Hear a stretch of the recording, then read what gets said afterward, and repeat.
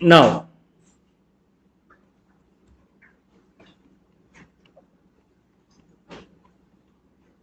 capital budgeting. Capital budgeting. Capital budgeting அப்படிங்கிறது என்னன்னா investments of funds in long term projects or assets. Fixed assets வாங்குறதுக்கு. நீங்க ஒரு restaurant போறீங்க, ஃபுட் ஆர்டர் பண்றீங்க, பிடிக்கலன்னா என்ன பண்ணுவீங்க? ஒன்று சில பேர் சண்டை போட்டு ரீஃபண்ட் கேட்பீங்களா, பாதி கொடுங்க அப்படிம்பீங்க. சரியில்லைன்னா இல்லை அப்படி சொல்லுங்க, அடுத்த முறை போக வேண்டாம்னு சொல்லிட்டுருவீங்க. Which will not be a big botheration, right? ஒரு ஷர்ட் வாங்குறீங்க, ஃபிட்டிங் சரியில்லை, ரீப்ளேஸ்மெண்ட் தர மாட்டேங்கிறான், மேபி ஒரு 500 or 1000 rupees, just throw it off.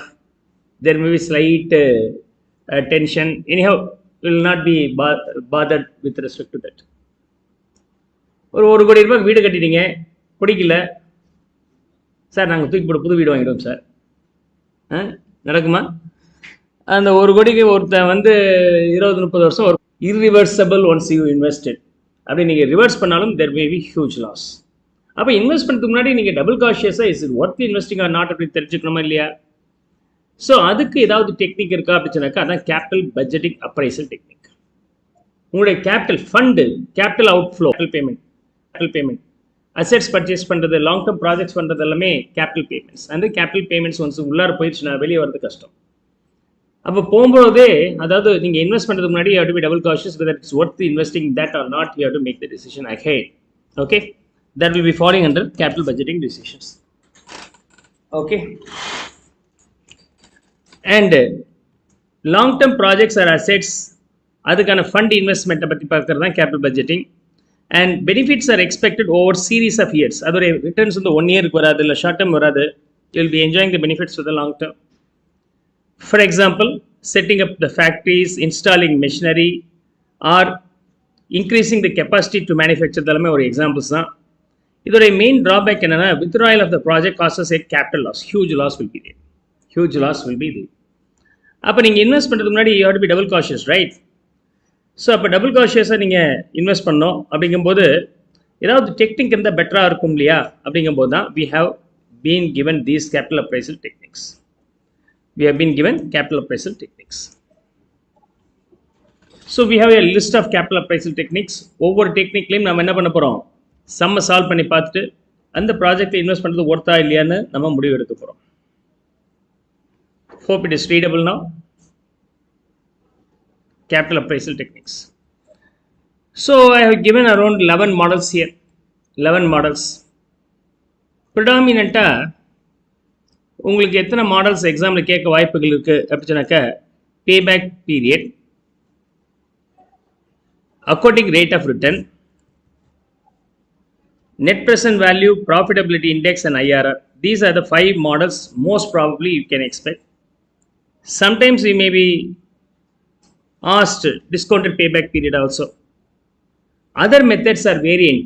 Just understand, just know the other methods. அதுக்கு மேலே நீங்கள் ஒன்றும் ஒரி பண்ண வேண்டிய அவசியம் இல்லை. ஓகே, மற்ற மெத்தட்ஸை பற்றி நீங்கள் தெரிஞ்சுக்கிட்டா போதுமானது. ஒவ்வொரு மெத்தடாக நம்ம சால்வ் பண்ணிட்டு வரலாம். So that you will B master over all this things at the last. இதெல்லாமே முடிச்சுட்டு நம்ம கடைசி ரெஃபர் பண்ணி பார்க்கும்போது you will be able to understand all this things in detail. Right. Now,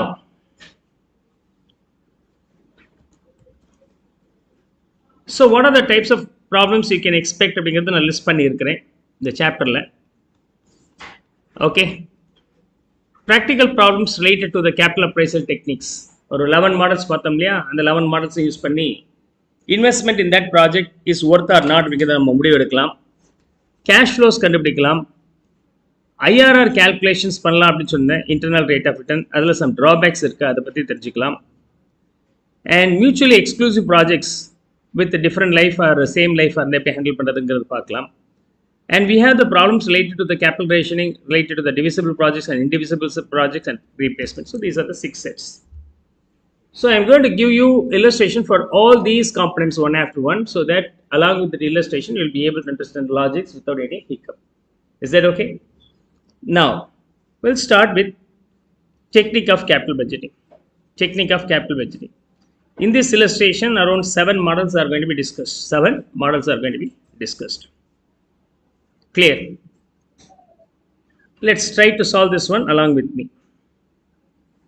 Okay, நான் சொல்ல நீங்க சம் ஒர்க் அவுட் பண்ண ஆரம்பிச்சிருங்க.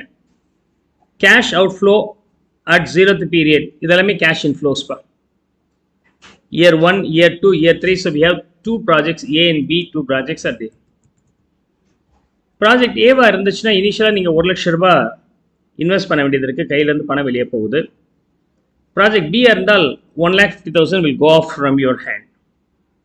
பட் இதுக்கு இயர் ஆன் இயர் உங்களுக்கு எவ்வளோ கலெக்ஷன் வருது அப்படின்னு சொன்னாக்கா, திஸ் இஸ் வாட் அபவுட் தேவையான பணத்தை கடன் வாங்குறதா இருந்தால் என்ன காஸ்ட் ஆகுது, இல்லை ஷேர்ஸை இஷ்யூ பண்ணி ரைஸ் பண்ணாக்கா அந்த ஷேர் ஹோல்டர்ஸ் எவ்வளோ டிமாண்ட் பண்ணுவாங்க அப்படின்னு சொன்னாக்கா, எவ்வளோ பணம் வந்திருக்கோ அதில் 10% டிமாண்ட் பண்ணுறாங்க அப்படின்னு நம்ம வச்சுக்கலாம். This what about question number 1. Okay, so we'll now try to solve this illustration one after one in detail. I request you to join with me to solve all this illustration along with me, right? Now, first method is all about payback period. First method is all about payback period. Okay. So I'll solve this illustration under payback method. Payback period.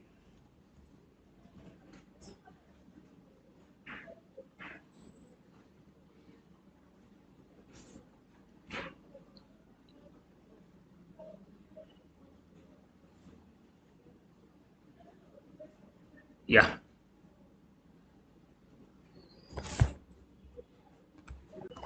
Now,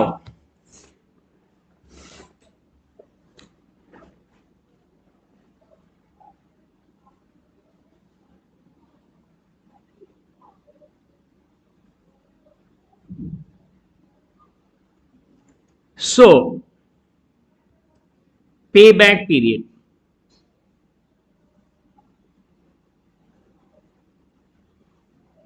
Payback period என்ன அர்த்தம்? இந்த 2 ப்ராஜெக்ட்ல நீங்க invest பண்ணது திரும்ப பணம் ரிட்டர்ன்ஸா வரதுக்கு எவ்வளவு நாள் ஆகுது? போட்ட பணம் எடுக்கணும். ஓகே, ஸோ இப்போ நான் வந்து பார்த்தீங்கன்னா ஏதாவது 1 லட்ச ரூபா போட்டால் பேங்க்கில் என்ன இன்ட்ரெஸ்ட் ரேட் கொடுக்குறாங்க அதை காட்டிலும் ஜாஸ்தி எனக்கு வந்தாகணும். 1 லட்ச ரூபா பேங்க்கில் போட்டால் ஒரு 10,000 ரூபா கொடுக்குறாங்கன்னா, இந்த தொழிலில் நான் 10,000 ரூபா 1 லட்ச ரூபா போட்டால் 10,000 ரூபா வந்தாகணும், ப்ளஸ் இயர் ஆன் இயர் நான் போட்ட அந்த 1 லட்ச ரூபா எனக்கு வந்தாகணும் அப்படிங்கிறது என்னுடைய logic. So when I had the conversation with my friend, he told me 1 லட்ச ரூபா போட்டால் மாதம் 25,000 ரூபா வருது அப்படின்னு சொன்னாக்கா 4 வருஷம் ஆகுது. வருஷத்துக்கு 25,000 ரூபா வருது, 4 வருஷத்தில் நான் எடுத்துருவேன். 4 வருஷத்துக்கு போட்டது எடுக்கிறப்பா பேங்க்கில் போட்டுருந்தா சும்மா உட்காந்து தான் வட்டி வந்தது இல்லை. ஸோ எனக்கு வட்டியும் தாண்டி வரணும் அப்படின்னு நான் எதிர்பார்க்குறேன். 2 எதிர்பார்ப்புகள் இருக்கா இல்லையா? போட்ட பணம் வந்தால் போதுங்கிறது ஒன் ஆஃப் த ஆங்கிள். போட்ட பணத்துக்கு பேங்க்ல ஒரு ரிட்டர்ன் வருதுன்னா அந்த ரிட்டர்ன் தாண்டி வரணும், because I have taken or chosen the risk of investing in this project and I have some pain also to accept this project. அப்போ அடிஷ்னலாக நான் ஒரு ரிஸ்க் எடுக்கிறதுக்கு பேங்க்ல கிடைக்கிறதுக்கு ஜாஸ்தி கிடைக்கணுங்கிறது என்னுடைய இன்டென்ஷன். ஸோ அப்போ பேங்க்ல கிடைக்கிற வட்டியை கட்டிலையும் ஜாஸ்தி கிடைக்கணும்னு பேங்க்கோட இன்ட்ரெஸ்ட்டை பேஸ் பண்ணி கணக்கு பார்த்தோம்னா அது time value of money adjusted methods சொல்லுவாங்க. என்னது? time value of money, interest adjusted method, otherwise time value of money adjusted method. So you have to be master with the time value of money chapters for understanding all this logic behind. அதே சமயத்தில் அதெல்லாம் தேவையில்லை sir, நான் போட்ட பணம் எனக்கு வந்தால் போதும் அப்படின்னு சொன்னாக்கா அது வந்து non time value of money adjusted method. Non time value of money adjusted method வந்து ரொம்ப ஈஸியான மெத்தடாக இருக்கும். there will not be any complications, right? அதில் ஃபஸ்ட்டு பேபேக் பீரியட். பேபேக் பீரியட்னா நீங்கள் போட்ட பணம் எத்தனை நாளில் வருதுங்கிறது தான் பேபேக் period, right? Clear? In case of A, project A, in case of project A, 1 லட்ச ரூபா போட்டீங்க, இயர் ஆன் இயர் உங்களுக்கு எவ்வளோ கிடைக்குது? 40,000 ரூபாய். அப்போ எத்தனை வருஷத்தில் நீங்கள் போட்ட பணம் வந்துடும்? இதுக்கு கேஷ் இன்ஃப்ளோ எப்படி இருக்கு? ஈக்குவலாக இருக்கு. Cash inflow being equal. அப்போ ஈக்குவலாக இருந்துச்சுன்னா பேபேக் period is equal to cash outflow divided by equal cash inflow. Equal cash inflow. Is that clear? 40,000. You'll get your money back in 2.5 years. In 2.5 years. இது payback period. Okay, payback reciprocal அப்படின்னா என்ன? Payback reciprocal model. Reciprocal, which is nothing but 1 divided by payback period. 1 divided by payback period. அதாவது நீங்க போட்ட பணம் 2.5 வருஷத்துல வருதுன்னா வருஷத்துக்கு எவ்வளவு கிடைக்குது? Okay, how much you are getting every year? Okay, how much you are getting? 40,000 for 1 lakh. அப்படின்னா 40%. அப்படின்னு நீங்க percentage சொல்லிட்டா அது payback reciprocal. For 1 lakh you are getting 40 na 40%. Right. அல்லது இந்த ஃபார்முலா யூஸ் பண்ணுங்க. 1 divided by 2.5. Of course you can represent in percentage, which is 40%. 1 divided by payback period. Payback profitability, third one. Payback profitability. Okay, payback profitability அப்படின்னு சொன்னாக்க மொத்தமா எவ்வளோ invest பண்ணியிருக்கிறீங்க, மொத்தமா அதோட டென்யூர் முடிகிற வரைக்கும் எவ்வளோ கிடைக்குது. The amount you are getting more than your investment in the tenure will be your payback profitability. அப்படின்னு சொன்னா cash inflow over the period, summation of cash inflow over the period minus cash outflow at the 0th period. Cash inflow being year on year 40, you are getting this 40,000 for every year for 4 years minus cash outflow being 1 lakh, 60,000 being your payback profitability. 60,000 being your payback profitability. Is that clear? This one is over. In case of B, cash inflow is not even. இப்போ நீங்க போட்ட 1.5 லட்சம் எத்தனை வருஷத்துல கிடைக்குது அப்படின்னு நீங்க formula use பண்ண முடியாது. பட் நீங்க கால்குலேட் பண்ணிடலாம். முதல் வருஷம் 60, அடுத்த வருஷம் 70, ரெண்டு சேர்த்தா 130. பட் எனக்கு 150 வேணும், இன்னொரு shortage 20. That shortage 20 could be earnable in the third year. Third year முழு ஆண்டுக்கும் 50,000 சம்பாதிச்சிருக்கிறீங்க. 20,000 தான் எத்தனை ஆண்டுகள் இருக்கணும், எத்தனை மாசம் இருந்தா போதும். Suppose third year 25 and 50 for the entire third year period revenue. In case of 25,000, I can earn in matter of 6 months. But it's not exactly 25, it's only 20,000 rupees. But what could be the period? 50 for 1 full year, then what about the 20? 50,000 is for 1 year or 12 months. But I want only 20 na, எத்தனை மாசம் wait பண்ணியோ. Do the cross multiplication. 20 divided by 50 into 12 போடலாம். 4.8 months சொல்லலாம். 2 years and 4.8 months. அல்லது நீங்க 12 monthsக்கு பதிலா 1 year போட்டீங்கன்னா எவ்வளவு வருது? 0.4 month, 0.4 year. இது 20க்கு மட்டும். ஏற்கனவே ஒரு 130க்கு 2 வருஷம் ஆயிடுச்சு. இது ஒரு 20க்கு 0.4, அப்ப 2.4 years will be the answer. So let's see payback period for B. B க்கு calculate பண்ணும்போது payback period year 1, 2, 3, 4. Cash inflow for these years being 60, 70, 50, 50. 60,000, 70,000, 50,000, 50,000. Better you can have one more column for locating the payback period, which is nothing but cumulative cash inflow. முதல் வருஷம் முடிவு வரைக்கும் எனக்கு 60 வந்திருக்கு. ரெண்டாவது வருஷம் முடிவு வரைக்கும் எனக்கு எவ்வளவு வந்திருக்கு? 60 plus 70, 1,30,000 வரைக்கும் வந்திருக்குன்னு சொல்லலாம். தேர்ட் இயர் முடிவில் 130 plus 50, 180 கலெக்ஷன் ஆயிடுச்சு. ஃபோர்த் இயரில் எவ்வளோ கலெக்ஷன் வருது? இன்னொரு 50 ஆட் பண்ணிங்கன்னா 2,30,000. For the payback period, I have to get my money back, full money back. My investment here being 1,50,000 in cumulative cash inflow column, where you have that money invested recovered, anywhere between 2 to 3 years. Anywhere between 2 to 3 years. My requirement being 1,50,000. Okay. அப்படின்னா 2 to 3 இயர்ஸ்க்குள்ளார வருது அப்படின்னு சொன்னாக்க you can calculate this way.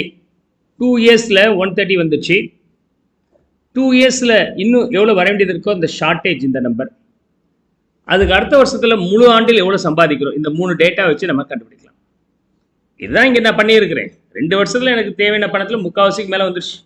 ஒரு part வரணும். அந்த ஒரு part 3rd இயரில் receive பண்ண போகிறோம். The 3rd year, முழு ஆண்டில் 50,000, but I no need to wait for getting entire 50, I need to get only 20. One full year gives me 50,000 rupees, but I need only 20. Now, what's the period I have to wait for?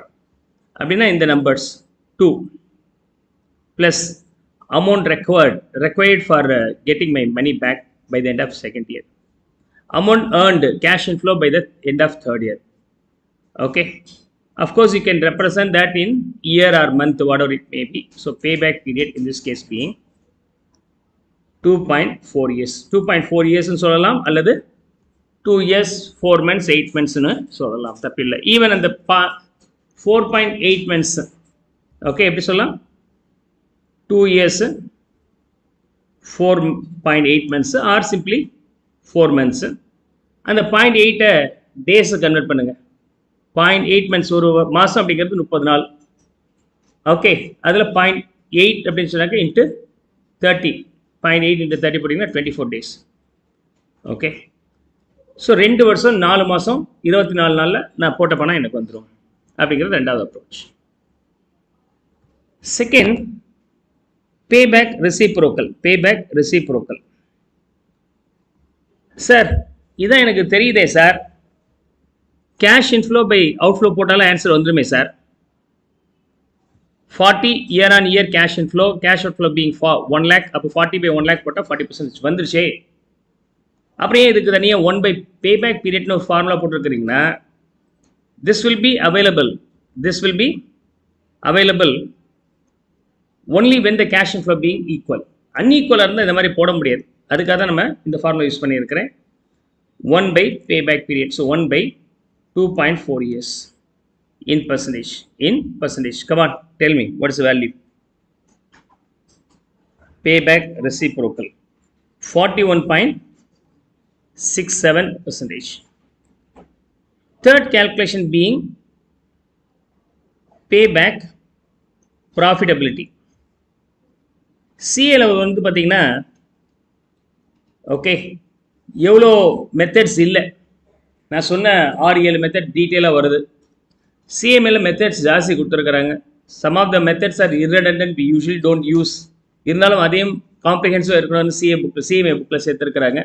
அது எல்லாமே ஒரு single line ஒரு extra point தெரிஞ்சுட்டா போதுமான any complications. நான் ஏற்கனவே சொன்ன மாதிரி பேபேக் period, net present value, IRR, ARR and discounted payback period, இது மட்டும் கிளியராக தெரிஞ்சுட்டா போதுமானது. மற்றதெல்லாம் ஒரு ஐடியா வச்சுக்கிட்டா போதுமானது. Right. So payback period profitability வரும்போது summation of cash in flow minus cash of flow. Summation being 2,30,000. Okay, மொத்தமாக எனக்கு 2,30,000 ரூபாய் over the lifetime I am getting. For that I invested 1,50,000. Naturally what happens? I am getting 80,000 rupees excess. Is that clear? So payback period as well as payback reciprocal, payback profitability. So we have completed 3 models here. In case of equal cash inflow இருந்தா எப்படி இருக்கும், unequal cash inflow இருந்தால் எப்படி இருக்கும், அந்த ரெண்டையும் நம்ம பார்த்தாச்சு. Now clear-ஆ? ஆன்லைனில் இருக்கிறவங்க ரெஸ்பாண்ட் பண்ணுங்க. I request you to try along with me. Okay, don't be passive listener. என் கூட சேர்ந்து ஃபாஸ்ட் அவுட் பண்ணிகிட்டே வாங்க. ஓகே, ஏற்கனவே பேபேக் reciprocal equal cash and flow கொடுத்துட்டு அன்ஈக்குவலுக்கு நான் ஒர்க் அவுட் பண்ணியிருக்கிறேன். ஒன்றும் பெரிய காம்ப்ளிகேஷன் கிடையாது, ஃபார்முலா அப்ளிகேஷன்ஸ் தான். ஓகே, யா ஆன்லைனில் I get the message only from Sathya and Dharshana. Yogitha, keep texting me, make it pastor.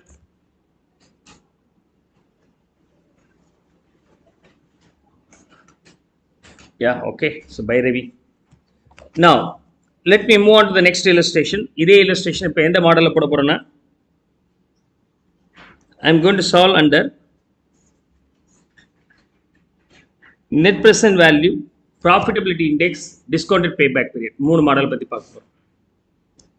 Okay, NPV, payback, then profitability index, discounted payback period. மூணு model பார்க்க போகிறோம். So we have completed first of all first three models. First three models over. Now my focus is on these four topic. These three. IRR நம்ம தனியா பார்க்கலாம். IRR நம்ம தனியா பார்க்கலாம்.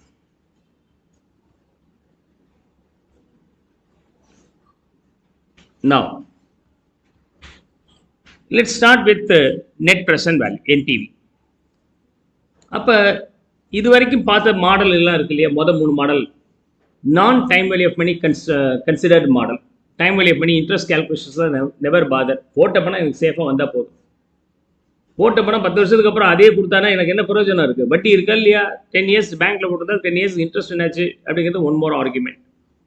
What ever the money I invest will have its worth higher today than the worth later. The worth later may be say 100, today's worth may be 150. So அப்படின்னா நீங்கள் இன்றைக்கி 100 ரூபாய் வாங்கிட்டு நாளைக்கு 100 ரூபா கொடுக்குறீங்கன்னா பிரயோஜனம் இல்லை. 150 ரூபா கொடுத்தா ஐ எம் வெரி ஹாப்பி. அந்த இன்ட்ரெஸ்ட்டுக்கு ஒரு எதிர்பார்ப்பு இருக்கணுங்கிற பேஸ் பண்ணி கால்குலேட் பண்ணுறது இந்த மூணு மாடல் ஃபஸ்ட்டு. அடுத்தது ஐஆர்ஆர் மாடல். ஸோ இந்த 4 மாடல் வரும். ஃபஸ்ட்டு நம்ம இந்த மூணையும் பார்க்கலாம். இந்த மூணுலையுமே நான் போட்ட பணத்துக்கு ஏதாவது இன்ட்ரெஸ்ட் வரணும், அதையும் தாண்டி நீங்கள் சம்பாதிச்சு கொடுக்குறது என்னுடைய இன்டென்ஷன். அதனால் இந்த மூணையும் நம்ம time value of money consider model including IRR. அதில் எகெயின் ஈக்குவல் கேஷ் இன்ஃப்ளோவாக இருந்தால் எப்படி இருக்கும், அன்ஈக்குவலாக இருந்தால் எப்படி இருக்குங்கிறத நம்ம கால்குலேட் பண்ண போகிறோம்.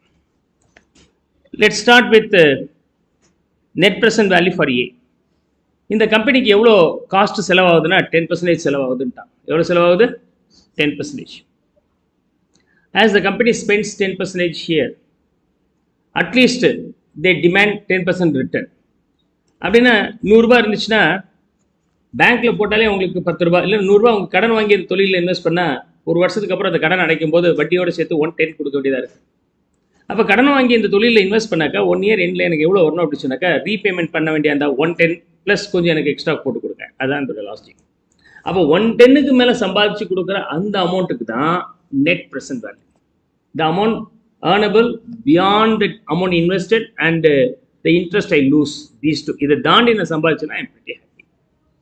அப்போ நாளைக்கு வர பணத்துடைய இன்றைய மதிப்பு என்ன, அதை முதல் கால்குலேட் பண்ண வேண்டியது இங்கே இருக்குது. For A year 1, 2, 3, 4 cash inflow. Year 1 being 40,000, year 2 also 40,000, year 3 also 40,000, year 3 also 4 also 40,000 rupees. எல்லா வருஷமும் சேமாக இருக்குது. இந்த ஒரு வருஷம் கழித்து 40,000 ரூபாய் தரேன் அப்படின்னு சொன்னாக்கா நான் உடனே என்ன சொல்லுவேன், ஒரு வருஷத்துக்கு அப்புறம் 40,000 ரூபாவா, அதில் 2,000 ரூபாய் வட்டி இருக்கும்ப்பா ஒரு வருஷத்துக்கு. அப்போ இன்றைக்கி 38,000 ரூபாய் தான் வருது. 2 வருஷத்துக்கு அப்புறம் 40,000 ரூபாய், ஒரு வருஷத்துக்கு 2,000 ரூபாய் எனக்கு கிடைக்குங்க. 2 வருஷம்னா 4,000 ரூபாய் எனக்கு இன்ட்ரெஸ்ட் கிடைச்சிருக்கும். அப்போ நீங்கள் 40,000 ரூபாய் தரீங்கன்னா 4,000 ரூபாய் இன்ட்ரெஸ்ட் போக எனக்கு 36,000 ரூபாய் தான் வருது.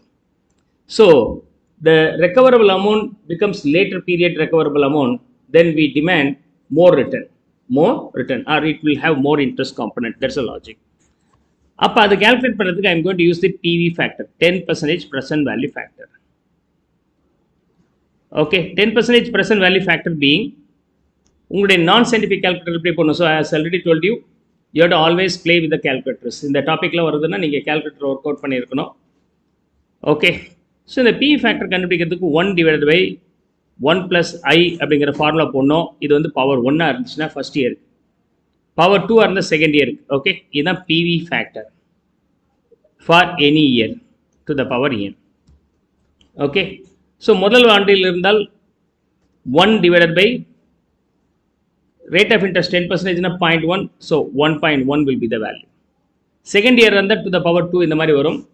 ஸோ இப்போ பி ஃபேக்டர் கண்டுபிடிச்சிங்கன்னா 10% P factor for the 3-digit case in the very first year is 0909. Second year வரும்போது 0826, third year வரும்போது 0.751, அண்ட் ஃபோர்த் இயர் வரும்போது 0,683 செக் பண்ணுங்க. இது உங்களுடைய நான் சயின்டிஃபிக் கால்குலேட்டரில் எப்படி கால்குலேட் பண்ணுறது அப்படின்னு சொன்னாக்க, ஸோ இதெல்லாமே நீங்கள் ஃபவுண்டேஷன் லெவலில் ஏற்கனவே படிச்சிருப்பீங்க. ஓகே, அல்லது பார்த்துட்டு வர சொல்லியிருக்கிறேன்.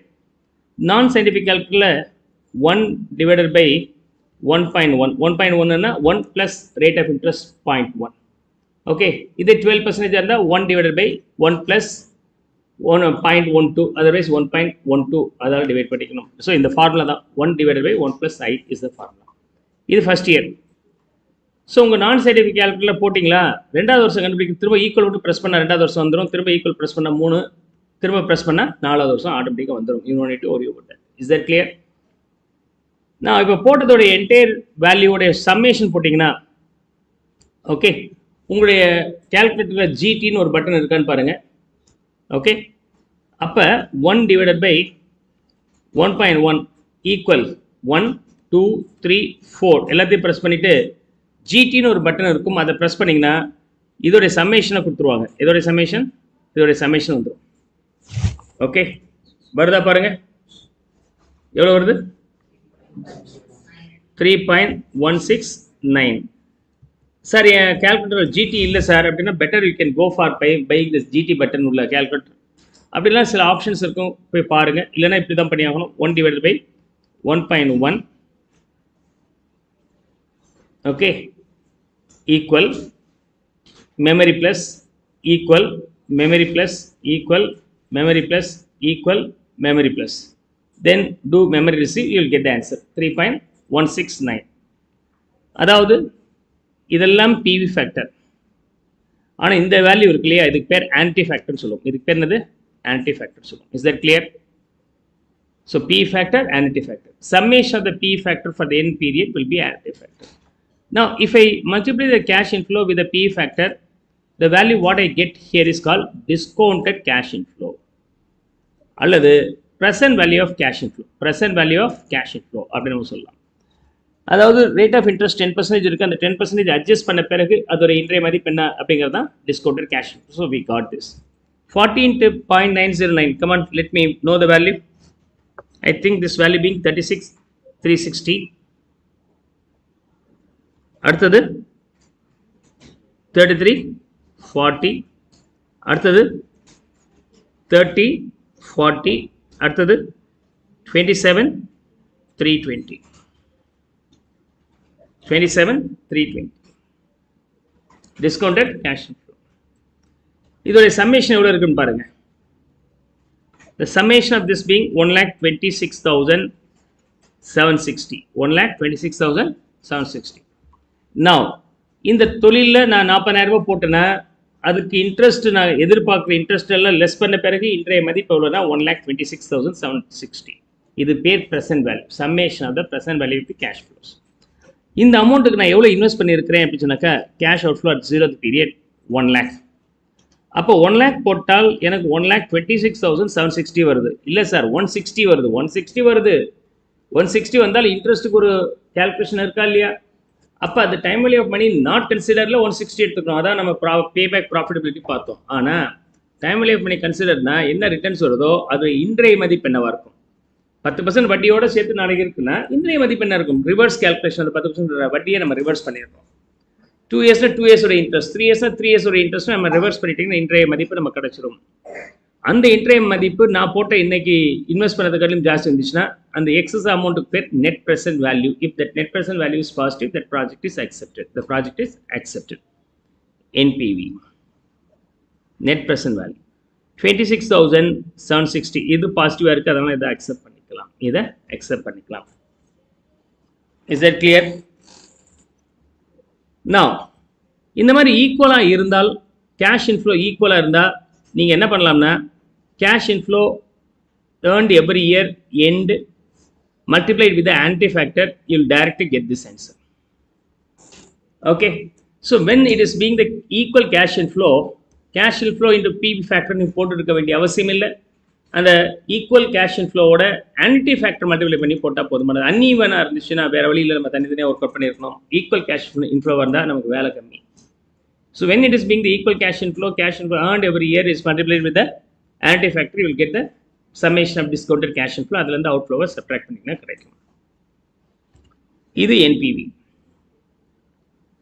In case of profitability index or benefit cost ratio or desirability factor, இதுக்கான ஃபார்முலா என்ன அப்படிச்சுனாக்க, okay, summation of discounted cash inflow divided by cash outflow.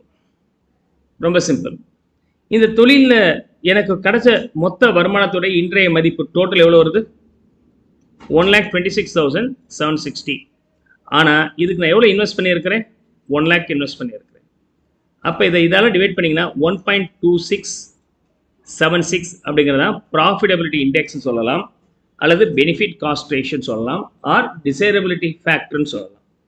For every 1 rupee I am getting 0.26276 excess amount. ₹1 invest பண்ணால் 26 பைசா. இது என்னென்னா absolute டேர்ம்பா, இது relative term. Okay, எவ்வளோ mark வாங்கினேன் அப்படின்னா 60 mark, 70 mark, 40 mark சொல்கிறோம். ஆனால் this will not communicate the real performance of you. 60 mark okay, எவ்வளோக்கு 60? 100க்கு 60. 40 எவ்வளோ? 45க்கு 40. அப்போ 100க்கு 60ங்கிறது கம்மி மார்க், 60%. 45க்கு 40 அப்படிங்கிறது மேபி ஹையர் வேல்யூ. ஸோ அப்படின்னா ரிலேட்டிவ் டேர்மில் ரிசல்ட்ஸ் சொன்னால் அது profitability index. For every 1 rupee how much I am getting. 1 rupee becomes 1 rupee 26 paise, or that 26 paise is the excess return I am getting. That will be your NPV. அதாவது இதில் NPV எப்படி கண்டுபிடிப்பீங்க? 1.2679 இருக்குல்ல, 76, அதுலேருந்து என்ன less பண்ணிடலாம்?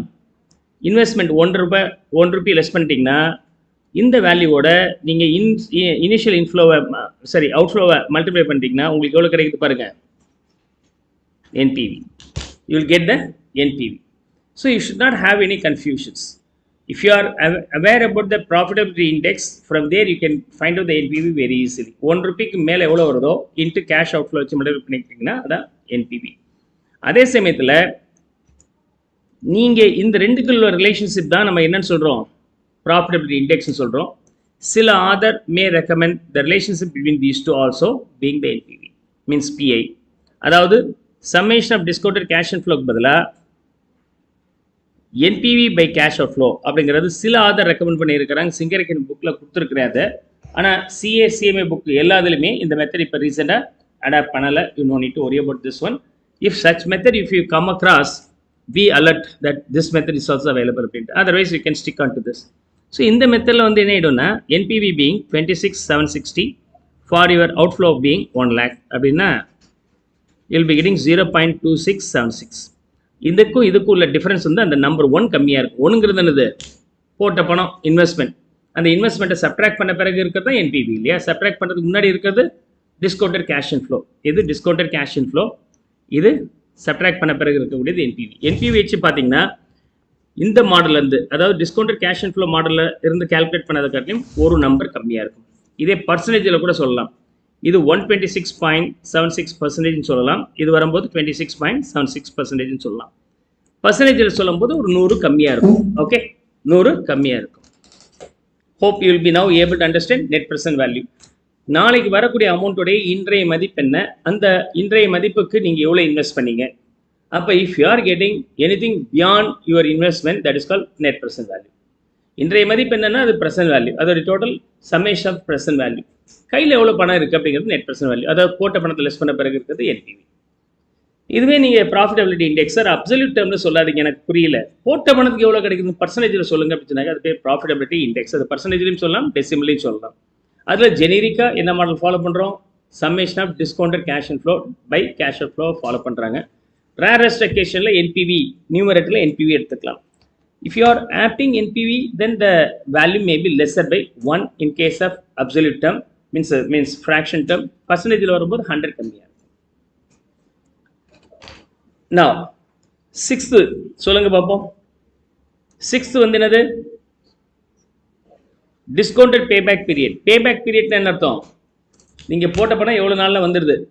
அப்படி பார்க்கும்போது அந்த பணத்துடைய இன்றைய மதிப்பு என்னங்கிறது நம்ம பார்க்க மாட்டோம். அப்படியே நம்ம எடுத்துப்போம். டைம் வேல்யூ பண்ணி நாட் கன்சிடர். ஆனால் இருக்கிறது இந்த பெஸ்ட் மெத்தட் அப்படிங்கிறது பேபேக் பீரியட் தான். பேபேக் பீரியட் தான் ஈஸி. ஓகே, ஹேண்டியாக இருக்கும், எல்லாத்துக்கும் புரியும். ஒரு கடன் வாங்குறாருன்னா உடனே சார் நீங்கள் வாங்கின கடனுக்கு எவ்வளோ தெரியுமா ரீபேமெண்ட் பண்ண வேண்டியதாக இருக்குது, 7 வருஷம் திருப்பி தர வேண்டியதாக இருக்குது. அப்போ அவனுக்கு டக்குன்னு புரியுது. அதில் எப்படி வரும் இந்த ரேட் ஆஃப் இன்ட்ரெஸ்ட்லாம் போடுங்கன்னா அவனுக்கு புரியாது. ஸோ யூஸ்வலி ஈஸியர் ஒன் அப்படின்னு சொன்னாக்க ப்ரெசன்ட் வேல்யூ. ஆனால் ப்ரெசன்ட் வேல்யூ ஃபேக்டருடைய இது ப்ராஃபிட் பேபேக் பீரியடோட ட்ராபேக் என்னென்னா time value of money not consider. அதாவது time value of money interest ரேட்டை கன்சிடர் பண்ண மாட்டேங்கிற அந்த ஒரு ட்ராபேக் தவிர மற்றெல்லாம் பியூட்டிஃபுல்லாக இருக்குது. அப்போ என்ன பண்ணுறாங்க, அதையும் சேர்த்துடலாமே. So rather than finding the payback period based on the non-discounted cash flow, we now calculate the payback period based on the discounted cash inflow. That's all. அப்போ இங்கே என்ன பண்ணீங்க, நீங்கள் cumulative cash inflow போட்டீங்க. இப்போ இதுக்கு பதிலாக என்ன பண்ண போகிறீங்க, cumulated discounted cash inflow போட்டிங்கன்னா வேலை முடிஞ்சது. இதை கிமுலேட் பண்ணல, எதை கிமுலேட் பண்ண போகிறேன், இதை கிமுலேட் பண்ண போகிறேன். இதுக்கு என்ன வேல்யூ வரும், cumulated discounted cash inflow. First year 36,360, 2 வருஷத்தில் நான் எவ்வளோ வந்துடுது எனக்கு 69,400. அண்ட் தேர்ட் இயரில் இன்னொரு 30,000 ஆட் பண்ணிடுச்சுன்னா 99,440. லாஸ்ட் இயரில் 27,320 ஆட் பண்ணிட்டீங்கன்னா 1,26,760. My requirement being 1 lakh, it falls anywhere between 3 to 4 lakhs. 3 to 4 lakhs நடுவில் இது வருது. Is that clear? அப்போ தேர்ட் இயரில் எனக்கு தேவையான மெஜாரிட்டி பணம் வந்துருச்சு. தேர்ட் இயரில் இன்னும் எனக்கு எவ்வளோ ஷார்ட்டேஜ் இருக்குது, 560 rupees ஷார்ட்டேஜ் இருக்குது. 560 rupees ஷார்ட்டேஜ் இருக்குது. இந்த 560க்கு ஃபோர்த் இயரில் நான் எவ்வளோ சம்பாதிக்க வேண்டியது இருக்குது, 27,320. ஃபோர்த் இயரில் மொத்தமாக சம்பாதிச்சது 27,320 1 ஃபுல் இயர் இருக்குது. எனக்கு அது வேண்டாம். எவ்வளோ வந்தால் போதும், 560 வந்தால் போதும். அப்போ எவ்வளோ நாள் இருக்கணும்? ஓகே, பேபேக் பீரியட் அங்கே பார்த்த மாதிரியே ஃபார்முலா யூஸ் பண்ணுங்கள். ஸோ டிஸ்கவுண்டட் பேபேக் பீரியட் இதை என்னால் யோசிக்க முடியல சார்னா நீங்கள் ஃபார்முலா கூட வச்சுக்கலாம். Okay, lower number plus amount required at lower number, amount earned or cash inflow earned in the next year, earned in the next year, in the next year of lower. Okay, அப்படினு போடு சும்மா. So 3 years, amount required being 560, amount earned in the fourth year being 27,320, then the ultimate value being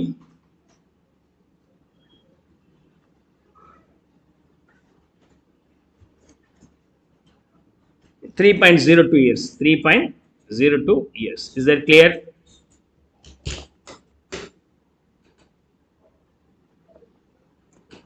so NPV முடிச்சாச்சு, profitability index முடிச்சாச்சு, discounted payback period முடிச்சாச்சு. ஈக்குவலாக இருக்கும்போது நீங்கள் B factor வச்சு போடலாம், இல்லைனா ஆன்டி ஃபேக்டர் வச்சு போடலாம். அன்ஈக்குவலாக இருந்தால் வேறு வழி இல்லை, அப்படியே பி ஃபேக்டர் வச்சு போடலாம். இது முடிஞ்சிருச்சுன்னா சொல்லுங்கள், நீங்கள் பிக்கு போட ஆரம்பிச்சிருங்க. Find out the NPV for B and profitability index and discounted payback period for B.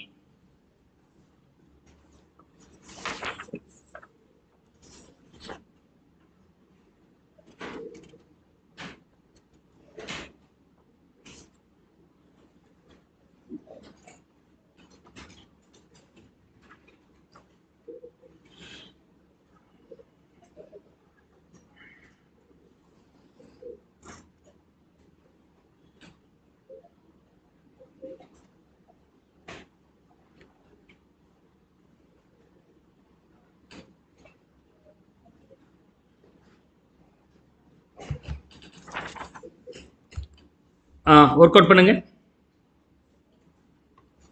I am going to calculate NPV, PI, discounted payback period.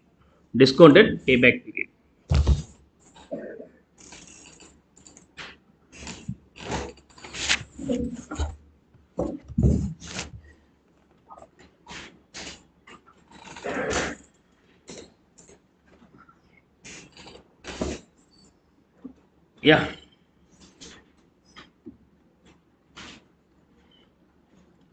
So for B,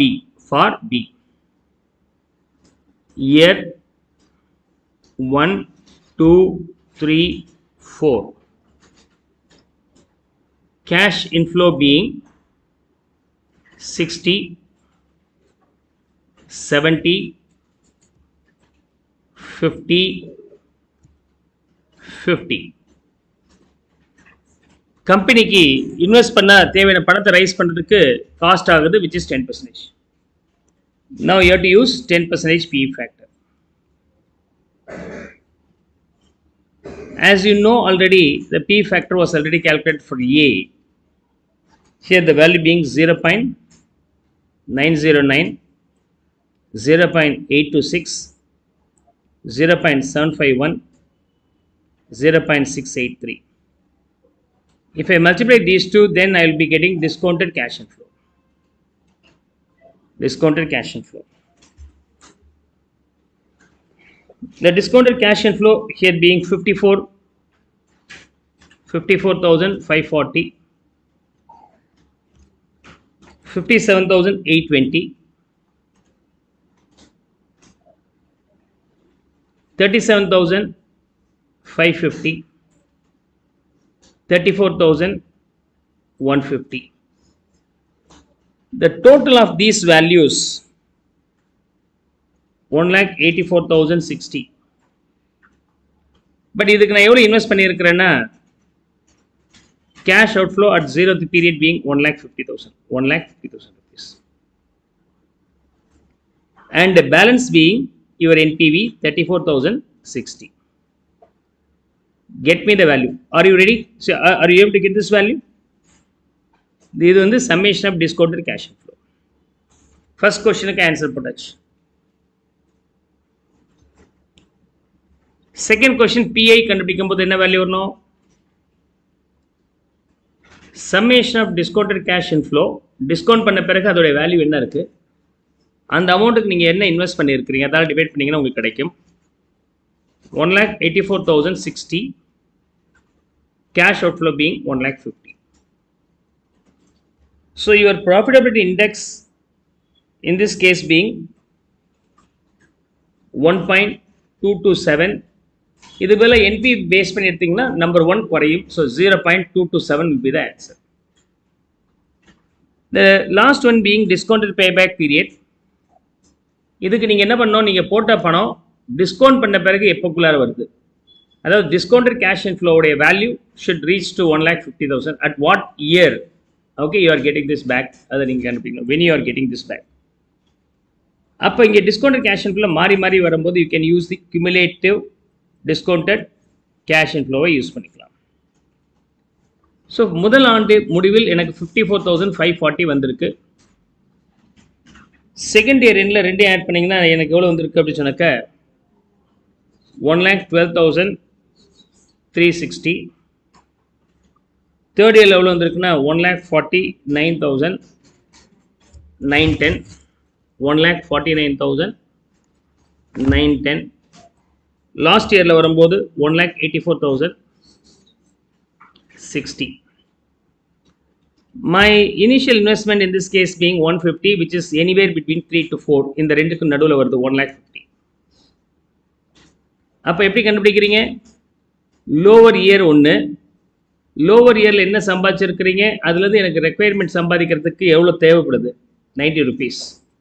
இந்த 90 rupees வேறு வழியில் அதுக்கு அடுத்த வருஷம் சம்பாதிக்கிறீங்க. ஆனால் அடுத்த வருஷத்தில் எவ்வளோ சம்பாதிச்சிட்டிங்கன்னா 34,150. ஒரு முழு ஆண்டில் 34,150 கிடச்சிருக்கு. எனக்கு 34,150 வேண்டாம், ஒரு 90 rupees வந்தால் போதும். அப்போ அந்த 90 rupeesக்கு எவ்வளோ நாள் ஆகும்? So 3 years plus I need to get only 90 instead of 34,150. You do this cross multiplication also. 1 yearக்கு 34,150 is for 1 year, but I want only 90 in சொன்னால் what is the period? With the lower you have to add lower year, அதோட இதை add பண்ணிங்கன்னா முடிஞ்சு போச்சு.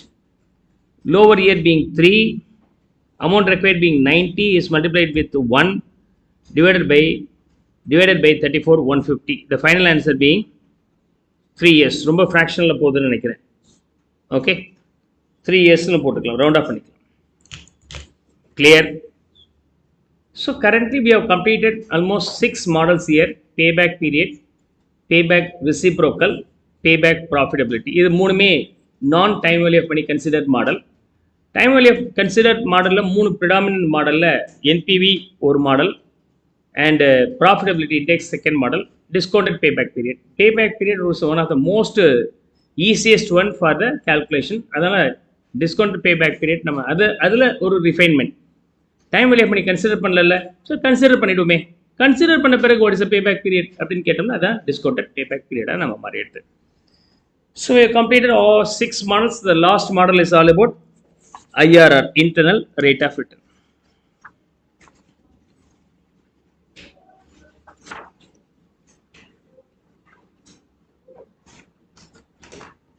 இது வரைக்கும் கிளியராக text பண்ணுங்க. ஆன்லைனில் இருக்கிறவங்க சும்மா லிசன் பண்ணாதீங்க.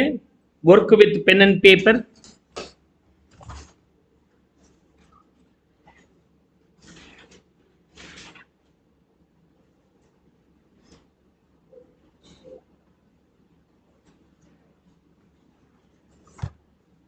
யா, good.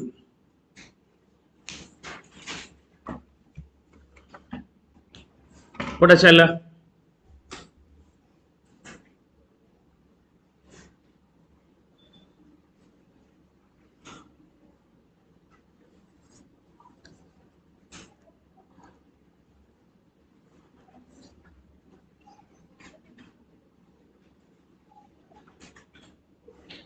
Now, I am going to use a last model, IRR, internal rate of return, for A as well as for B. IRR, internal rate of return. IRR in short, இது one of the famous methods. Okay, நீங்கள் ஒரு பிஸ்னஸில் invest பண்ணீங்கன்னா what is it's IRR அப்படின்னு கேட்குறது வழக்கமாக வச்சுருக்குறாங்க. ஏ அப்படிங்கிற அந்த கம்பெனி, அந்த ப்ராஜெக்ட், ஓகே, 0 1 2 3 4. நீங்கள் இன்றைக்கி 1 லட்ச ரூபா போட்டிங்கன்னா outflow year on year 40 rupees உங்களுக்கு கிடைக்குது for 4 years. am I right? நீங்கள் இது வரைக்கும் என்ன பண்ணீங்க, இந்த ஃபியூச்சரில் வரக்கூடிய வேல்யூவை டிஸ்கவுண்ட் பண்ணி இன்றைய மதிப்பு என்ன, discounted cash and flow, அதுலேருந்து அவுட்ஃப்ளோவை சப்ட்ராக்ட் பண்ணிட்டு if it is positive then it is call net present value for positive, so we can accept the project நம்ம பார்த்தோம். ஓகே, எதை வச்சு டிஸ்கவுண்ட் பண்ணீங்க? Cost maybe 10%. Cost is nothing but companies cost of capital. கம்பெனிக்கு தேவையான capital rice பண்ணுறதுக்கு என்ன cost வருதோ அது பேர் காஸ்ட் ஆஃப் கேபிட்டல். அது பேர் காஸ்ட் ஆஃப் கேபிட்டல். கம்பெனிக்கு எவ்வளோ தேவையோ அது எப்படி கண்டுபிடிப்பீங்க? So we have a separate chapter, will study that later on. இதுக்கு அடுத்த சாப்டர் அதை நம்ம பார்க்கலாம். Full and full interest rate calculations தான். கம்பெனிக்கு என்ன செலவாகுது, the company can raise their required fund by issuing equity shares, preference shares, debentures, long-term borrowings, or they can retain the earnings rather than paying the dividend. இந்த மாதிரி பல source மூலமாக கம்பெனிக்கு தேவையான ஃபண்டை ரைஸ் பண்ணிக்கலாம். What are the source they follow, it has a cost. கடன் வாங்கினாக்கா வட்டி கொடுக்கணும், அப்போ அந்த கடனுக்கு என்ன வட்டி. ஈக்விட்டி ஷேர்ஸாக இருந்தால் நீங்கள் டிவிடெண்ட் தரணும். சார் டிவிடெண்ட் மேண்டேட்ரி கிடையாது, ஆனால் equity share holders will demand capital appreciation at least. நீங்கள் இப்போ தர வேண்டாம், பிஸ்னஸ் வளரும்னு சொல்லுங்கள், நான் வெயிட் பண்ணுறேன். ஆனால் ப்ரிஃபரன்ஸ் ஷேர் ஹோல்டர்ஸு நீங்கள் வளருதோ இல்லையோ அது செகண்டரி, எனக்கு மாதம் எனக்கு டிவிடெண்ட், வருஷம் எனக்கு டிவிடெண்ட் கொடுத்துருங்க அப்படின்னு சொன்னாக்கா அது ப்ரிஃபரன்ஸ் டிவிடெண்ட். அது அவங்க கேட்குறத நம்ம கொடுக்க வேண்டியதுக்கு ஒரு ரேட் இருக்கு, that is call cost of preference shares. So cost of equity, cost of preference shares, cost of retain earnings, cost of debt, cost of any term loan, இது எல்லாத்தையும் ஆவரேஜ் பண்ணிட்டோம்னா அது பேர் cost of overall capital or cut off ரேட்னு சொல்லுவாங்க, that's KO. இந்த கம்பெனிக்கு தேவையான ஃபண்டை இந்த சோர்ஸ் மூலமாக, ஈக்விட்டியோ ப்ரிஃபரன்ஸ் ஷேர்ஸோ, இந்த சோர்ஸ் மூலமாக ஃபண்டை ரைஸ் பண்ணி இந்த பிஸ்னஸில் இன்வெஸ்ட் பண்ணுறேன். இந்த சோர்ஸுக்கு ஒரு விலை கொடுக்க வேண்டியதாக இருக்குது. அப்போ இந்த பிஸ்னஸில் இன்வெஸ்ட் பண்ணால் எனக்கு எவ்வளோ கிடைக்கணும், அந்த சோர்ஸுக்கு என்ன விலையில் வாங்கணும் அதுக்குள்ளேயும் எக்ஸ்ட்ரா கிடைச்சாக்கணுமா இல்லையா. அந்த சோர்ஸ் ஆஃப் ஃபண்டுக்கு நான் 10% கொடுக்குறேன்னா அது இன்வெஸ்ட் பண்ணுறதுக்கு எனக்கு எவ்வளோ கிடைக்கணும், 12 கிடைக்கணும் நியாயமாக. அதுதான் இதில் பார்த்தீங்க என்பிவி பார்த்தீங்க, அதுதான் டைம் வேல்யூ பண்ணி கன்சிடர்ட் மாடல். ஓகே, 10% எனக்கு காஸ்ட்டு, நீங்கள் ஒரு 11 12 கொடுங்க, அக்செப்ட் பண்ணிக்கிறேன். ஆனால் ஐஆர்ஆர் என்ன சொல்கிறான்னா, இந்த பிஸ்னஸில் 100 ரூபா போட்டிங்க, 40 ரூபா கிடைச்சிருக்கு, அப்போ எனக்கு என்ன ரேட் ஆஃப் இன்ட்ரெஸ்ட் எனக்கு கிடைச்சிருக்கு? What is a hidden rate of interest? அப்படின்னா you have to find out what is a K. அந்த காஸ்ட் எவ்வளோன்னு கண்டுபிடிக்கணும். இந்த காஸ்ட்டை தான் IRR. This cost is equal to IRR. நீங்கள் ஃபவுண்டேஷனில் டைம் வேல்யூ பண்ணி இன்ட்ரெஸ்ட் கேல்குலேஷன்ஸ்லாம் படிச்சிருப்பீங்க. Interest chapter, compound interest, simple interest எப்படி படிச்சிருப்பீங்க? இன்னைக்கு 100 ரூபா போட்டு வந்தாக்க நாளைக்கு எவ்வளோ கிடைக்கும் வட்டியோட? அல்லது நாளைக்கு 100 ரூபா இருந்துச்சுன்னா இன்னைக்கு அதோடைய மதிப்பு வட்டி இல்லாமல் எவ்வளோ இருக்கும்? இன்றைய 100 ரூபா நாளைக்கு எவ்வளோன்னு சொன்னால் அது பேர் ஃபியூச்சர் வேல்யூ ஃபேக்டர். நாளைக்கு இருக்க 100 ரூபாவுடைய இன்றைய மதிப்பு என்னன்னா அது பேர் ப்ரெசன்ட் வேல்யூ ஃபேக்டர். ஒரு ஸ்ட்ரீம் ஆஃப் கேஷ் ஃப்ளோஸ் நீங்கள் டெபாசிட் பண்ணியிருக்கிறீங்க, அதுக்கு நாளைக்கு என்ன கிடைக்கும்னு சொன்னால் ஆர்டி, ரெக்கரிங் டெபாசிட் ஃபேக்டர். இதெல்லாம் நம்ம பார்த்தோம். ஓகே, பார்த்துருப்பீங்க. அப்படியா சார், எக்ஸாம் முடிச்சோன்னா நம்ம சிலபஸே முடிஞ்சிச்சு நினச்சோம், நீங்கள் திரும்ப ஆரம்பிக்கிறீங்களே. ஸோ அதனால் நான் மேத்தில் நான் எதுவுமே நடத்த மாட்டேன். எஸ்பெஷலி டைம் வேல்யூ பண்ணி வந்தால் நான் தான் நடத்துவேன். என்ன காரணம்னா அதோடைய அப்ளிகேஷன் ஈவன் ஃபைனல் வரைக்கும் இருக்கும். நான் உங்களுக்கு ஏன் நடத்துகிறேன் ஃபவுண்டேஷன் லெவலில் அப்படின்னு சொன்னாக்கா நீங்கள் என் கூட ஃபைனல் வரைக்கும் வருவீங்க அப்படிங்கிறதுக்காக நடத்துகிறேன். Right, okay. இல்லை சார், நான் உங்கள்கிட்ட ஃபைனலே கற்றுக்கிறேன்னு கூட சொல்லலாம் வந்தா. ஸோ அதுவும் உண்டு. So you have to understand, இதெல்லாம் ரொம்ப ரொம்ப முக்கியமான base principles applicable up to final level. அதில் இன்றைய 100 ரூபா நாளைக்கு வட்டியோட சேர்த்து எவ்வளோ வரும் அப்படிங்கிறது ஃபியூச்சர் வேல்யூ. நாளைக்கு இருக்கிற 100 ரூபா இன்றைக்கு வட்டி இல்லாமல் இருந்தால் என்னவா இருக்கும் அப்படின்னு கேல்குலேட் பண்ணுறது ப்ரெசன்ட் வேல்யூ. நீங்கள் இன்றைக்கி 100 ரூபா போட்டால் ஒரு ஃபியூ இயர்ஸ் பிறகு ஒரு 10% வட்டியோட 200 ரூபா ஆயிடுது. அப்போ அந்த எத்தனை வருஷம் அது? Calculation of n. இன்றைக்கி 100 ரூபா போட்டால் 4 வருஷத்தில் 200 ரூபா ஆயிடுது. அப்போ what is the rate of interest? இதெல்லாம் நம்ம எங்கே படுத்திருக்கோம்? Interest calculation, calculation of present value, calculation of future value, calculation of interest rate, calculation of number of years. All these things you have to calculate under interest chapter. அதே மாதிரி தான் இங்கே ஒரு stream of receipts வருது. அதுக்கு இனிஷியலாக 1 lakh invest பண்ணியிருக்கிறீங்கன்னா what could be the hidden rate of interest? அந்த கேவை நம்ம போய் மிஸ்ஸிங் டேட்டா மாதிரி கேல்குலேட் பண்ணி ஆகணும். இந்த கே கேல்குலேட் பண்ணும்போது இந்த கேசஸில் எப்பொழுதுமே the K is calculated using trial and error method. Trial and error method. Different rate interest நம்ம போட்டு பார்க்குறோம். இந்த ஃபியூச்சரில் வரக்கூடிய அந்த 40 வருது இல்லையா, அதை இந்த காஸ்ட் மூலமாக டிஸ்கவுண்ட் பண்ணால் it should match the 100 rupees. Okay, அப்போ என்ன பண்ணோம்? Cash outflow should be equivalent to summation of discounted cash inflow. Summation of discounted cash inflow. இதுக்கு இது ரெண்டும் என்னது? இது ரெண்டும் ஈக்குவல் ஆகணும். ஈக்குவல் ஆகிறதுக்கு என்ன ரேட் ஆஃப் இன்ட்ரெஸ்ட் இருக்கோ that rate of interest is IRR. Okay, where your I is equal to IRR, after discounting the future cash flow it should be equal to cash outflow. Otherwise summation of discounted cash inflow, அதுலேருந்து cash outflow less பண்ணிங்கன்னா you'll be getting zero. Summation of discounted cash inflow இருந்து cash outflow subtract பண்ணிட்டீங்கன்னா யூஸ்வலாக என்ன வரும்? 0 வராமல் இருந்துச்சுன்னா, not being 0னா இதுக்கு பேர் என்னது? NPV. ஓகே, இதுதான் இப்போ NPVன்னு நம்ம பார்த்தோம். NPVயில் என்ன பண்ணோம்? இது எல்லாத்தையும் டிஸ்கவுண்ட் பண்ணிட்டீங்க. டிஸ்கவுண்ட் பண்ணதோட வேல்யூ இது. அதுலேருந்து கேஷ் அவுட்ஃப்ளோ சப்ட்ராக்ட் பண்ணிங்கன்னா உங்களுக்கு எக்ஸ்ட்ரா கிடைக்குது. அது பேர் என்பிவி. ரைட். ஆனால் இந்த டிஸ்கவுண்டட் வேல்யூ இதுலேருந்து சப்ட்ராக்ட் பண்ணால் இதுவும் 1,84,060 அப்படின்னு சொன்னாக்கா நமக்கு என்பிவி எவ்வளோ வரும்? 0. என்னைக்கு 0 வருதோ அந்த 0 வரும்போது ஏதோ ஒரு ரேட் ஆஃப் இன்ட்ரெஸ்ட் எடுத்திருப்பீங்களே, that rate of interest is called IRR. இப்போ ஜஸ்ட் பாருங்களேன், total cash inflow எவ்வளோ வருது? 1,70,000, 2,30,000. This 2,30,000 becomes how much? 1,64,000. எதனால? 10%. So 230 becomes 1,84,060. Okay, 1,84,060.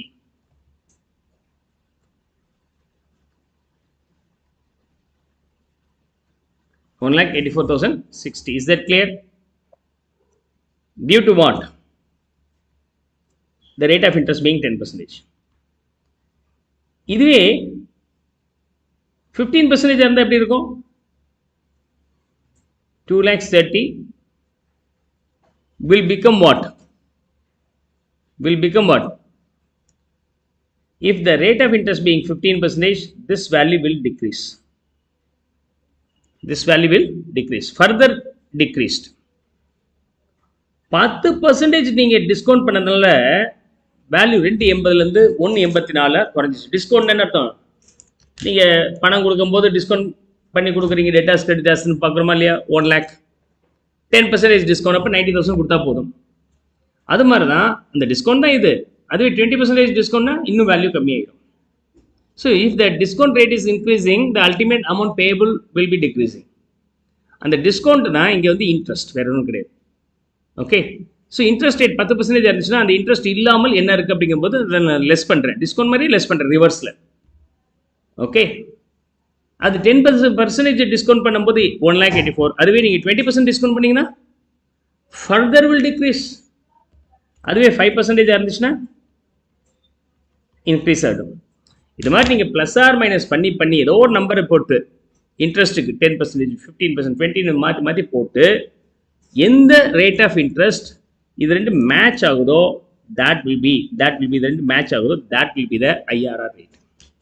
So IRR rate is nothing but the rate at which if you are discounting the cash flow. The definition பார்த்தீங்கன்னா, if you are discounting the future cash flows so as that the summed up discounted cash inflow should be equal to the outflow. Outflowum inflowum equal இருக்கிற அந்த நிலைமையில என்ன interest இருக்கோ அந்த interest பேர் IRR. Okay, internal rate of return. அதாவது அந்த business எனக்கு சம்பாதிச்சு கொடுக்குறது அந்த வேல்யூ, IRR வேல்யூ. ஆனால் அந்த பிஸ்னஸுக்கு நீங்கள் இன்வெஸ்ட் பண்ணுறதுக்கு பணம் வேணுமா இல்லையா? அந்த பணத்துக்கு ஒரு விலை கொடுக்கணும்ல, அது பேர் cost of capital. If that IRR, இந்த பிஸ்னஸ் சம்பாதிச்சு கொடுக்குற அந்த அமௌண்ட்டு உங்களுடைய கம்பெனியுடைய காஸ்ட் ஆஃப் கேபிட்டல் காட்டிலும் ஜாஸ்தி இருந்தால் அந்த ப்ராஜெக்ட் அக்செப்ட் பண்ணுங்கள். இதான் அந்த லாஜிக். அப்படி இல்லைனா ரிஜெக்ட் பண்ணுங்கள். ஸோ IRR கேல்குலேஷனாக இப்போ நம்ம ஒரு இல்லஸ்ட்ரேஷன்ஸில் டீட்டெயிலாக பார்க்கலாம். ஃபார் ஏ okay, now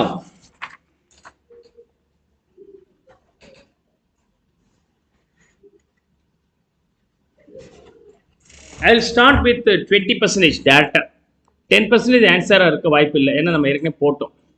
10% எவ்வளோ வந்திருக்கு? 26,760 வந்திருக்கு. அப்போ ஈக்குவல் ஆகலை.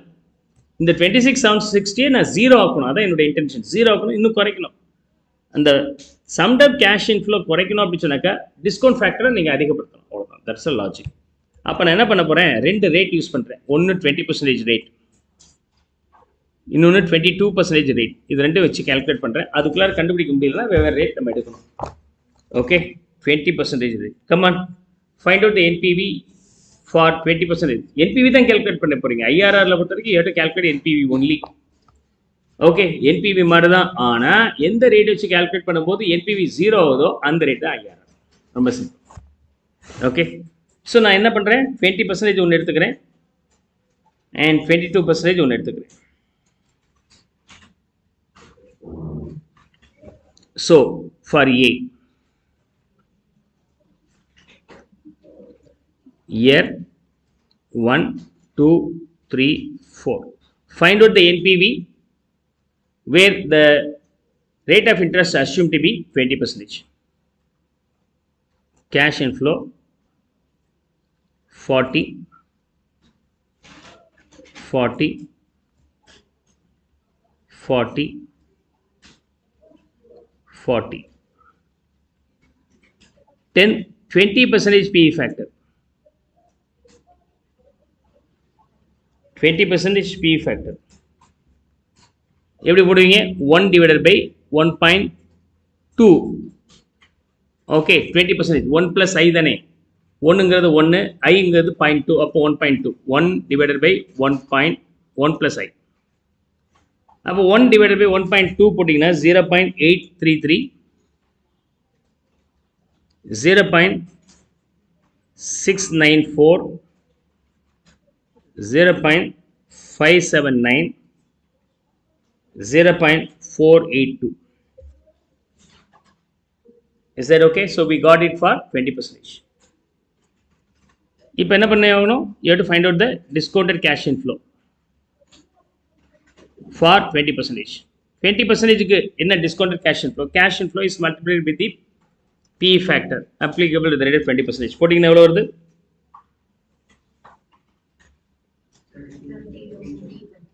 33,320. Next 27,760. Next 23,160. Next 90,280. What's the total?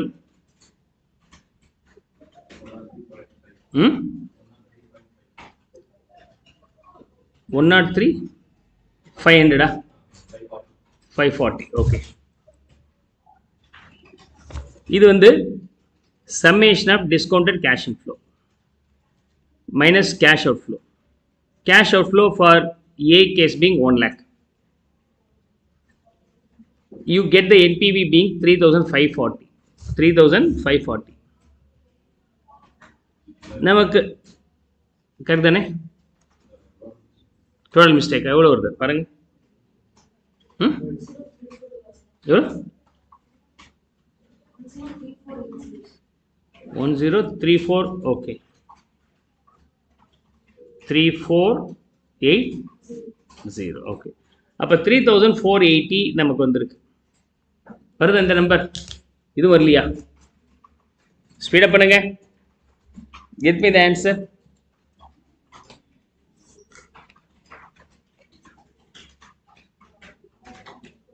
இது கரெக்டா?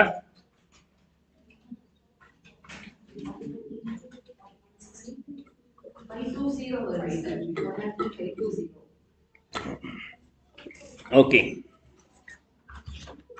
அங்க எங்கேயாவது ரவுண்டிங் ஆஃப் எரர் இருக்கும்பா. 520வா? ஓகே, ஒரு 40 ரூபா 50 ரூபா டிஃபரன்ஸ் இருக்க தான் செய்யும். 3 டிஜிட் போட்டிருப்போம், சில சமயம் 4 டிஜிட் போட்டிருப்போம், அந்த டிஃபரன்ஸ் எல்லாம் இருக்கும். ஓகே, எது 5? ஓகே, அதனால என்ன, ரவுண்ட் ஆஃப் பண்ணியிருப்போம், ஒன்றும் ப்ராப்ளம் இல்லை. No issues.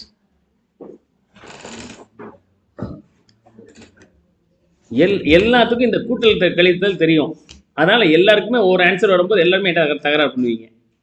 கான்செப்ட் நடத்தும்போது அமைதியாக இருக்குது. அதனால டிஸ்கஷன் அப்புறம் ஒரு 100 ரூபா முன்ன பின்ன வந்துச்சுன்னா அதை பற்றி கவலைப்படாதீங்க. 0.01 டிஃபரன்ஸ் இருந்துச்சுன்னா கவலைப்பட வேண்டாம். ஏன்னு சொன்னால் நான் ரவுண்ட் ஆஃப் பண்ணியிருப்பேன். ஓகே, அந்த ரவுண்டிங் ஆஃப் எரர்ஸ் இருக்கும். ஸோ எக்ஸாமில் அவங்க தெரியும்ப்பா, அதெல்லாம் கடந்து அவங்க வந்திருக்கிறாங்க. எல்லாத்துக்கும் உடனே சார் கரெக்டாக இல்லைன்னா என்ன, நீங்கள் ஏன் கவலைப்படுறீங்க? அப்ரோச் கரெக்ட் தானே, தட்ஸ் ஆல். ஓகே, முடிஞ்ச வரைக்கும் 0.5 அதை வந்து 1 ஆக்க ரவுண்ட் ஆஃப் பண்ணிடுங்க. ஹையர் நம்பர் ரவுண்ட் ஆஃப் அதையும் நான் சொல்லிட்டு இருக்க முடியாது. நீங்கள் எனக்கு சொல்கிறீங்க, அந்த நம்பர் எடுத்து ஃபீட் பண்ணுறேன். சில பேர் தப்பாக 0.5 வந்து 0 ரவுண்ட் ஆஃப் பண்ணுவாங்க, சில பேர் 1 ரவுண்ட் ஆஃப் பண்ணுவாங்க. So that may also be there. சில இடத்துல 2 டிஜிட் மட்டும் எடுத்து ஒர்க் அவுட் பண்ணியிருப்பாங்க, சில இடத்துல 4 டிஜிட் வச்சுருப்பாங்க. ஓகே, நான் ஒர்க் பண்ணும்போது என்ன ஆகிடும்னா, you know that P factor for the first year being 1 divided by 1 plus 2, 1.2 இல்லையா? போட்டிங்கன்னா 0.8333 இருக்கும். இன்ட்டு 14 போட்டு அப்படியே அந்த நம்பர் டிஸ்டர்ப் பண்ணாமல் வச்சுருப்பேன். அப்படி போட்டிங்கன்னா ஃபஸ்ட் இயரோட வேல்யூ என்ன இருக்கும்? 33,320 இருக்காது, வேறு நம்பர் இருக்கும். 33,333 இருக்கும் பாருங்கள். அப்போ இதுக்கே உங்களுக்கு கிட்டத்தட்ட 13 ரூபா டிஃப்ரென்ஸ் வருதா இல்லையா பாருங்கள். ஓகே, 40,000 டிவைட் இன்ட்டு 0.8333 போயிட்டே இருக்கணும் இல்லையா? இது எப்படி போடுங்க? This is nothing but what?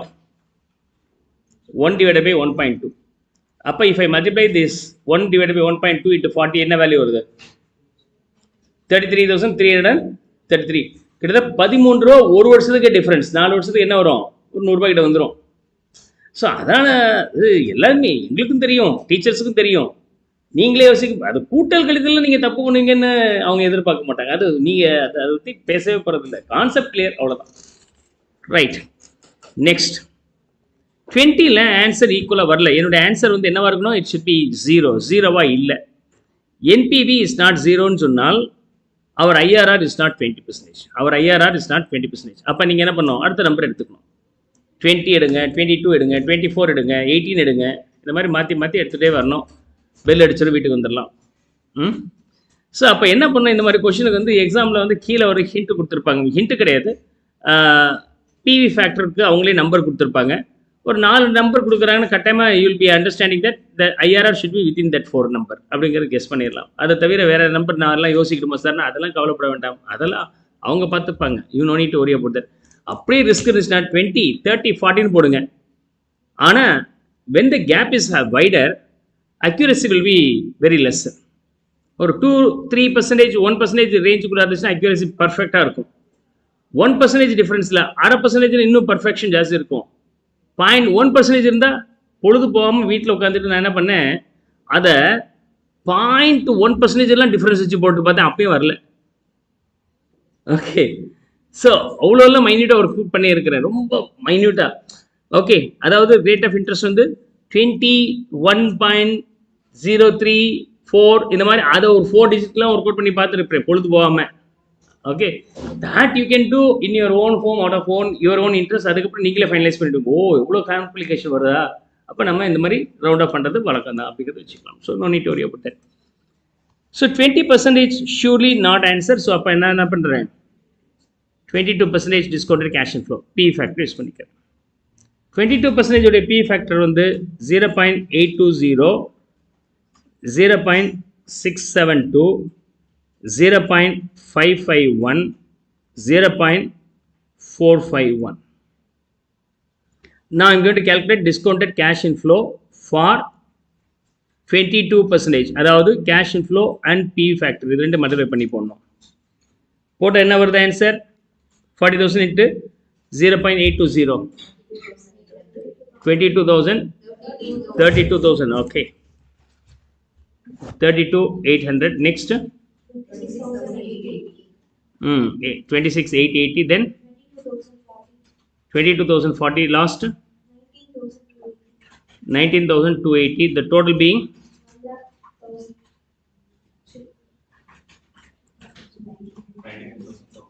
99,760. அப்போ கேஷ் அவுட் ஃப்ளோ 1 லேக்னு சொன்னால் என்பிவி 240 நெகட்டிவ் வேல்யூ வந்துருச்சு. அப்போ 20 இருக்கும்போது நமக்கு பாசிட்டிவ் வேல்யூ, 22 வேல்யூ பர்சன்டேஜ் போடும்போது நெகட்டிவ் வேல்யூ வந்துருச்சு.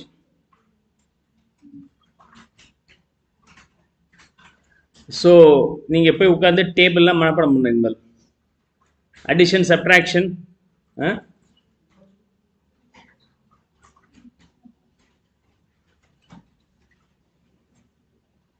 clear? 1 lakh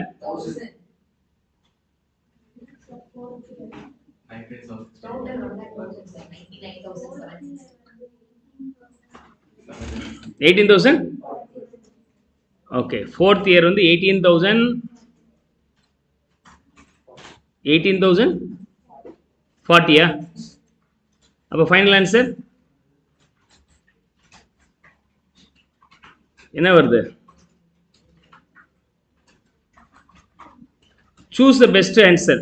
அதில் வந்து 4 தான் வரும். இந்த கிளாஸில் உட்காந்து நான் 7-8 கிடைக்குது எனக்கு, அதில் நான் சூஸ் பண்ண வேண்டியதாக இருக்குது பாருங்க. 970 அப்படின்னா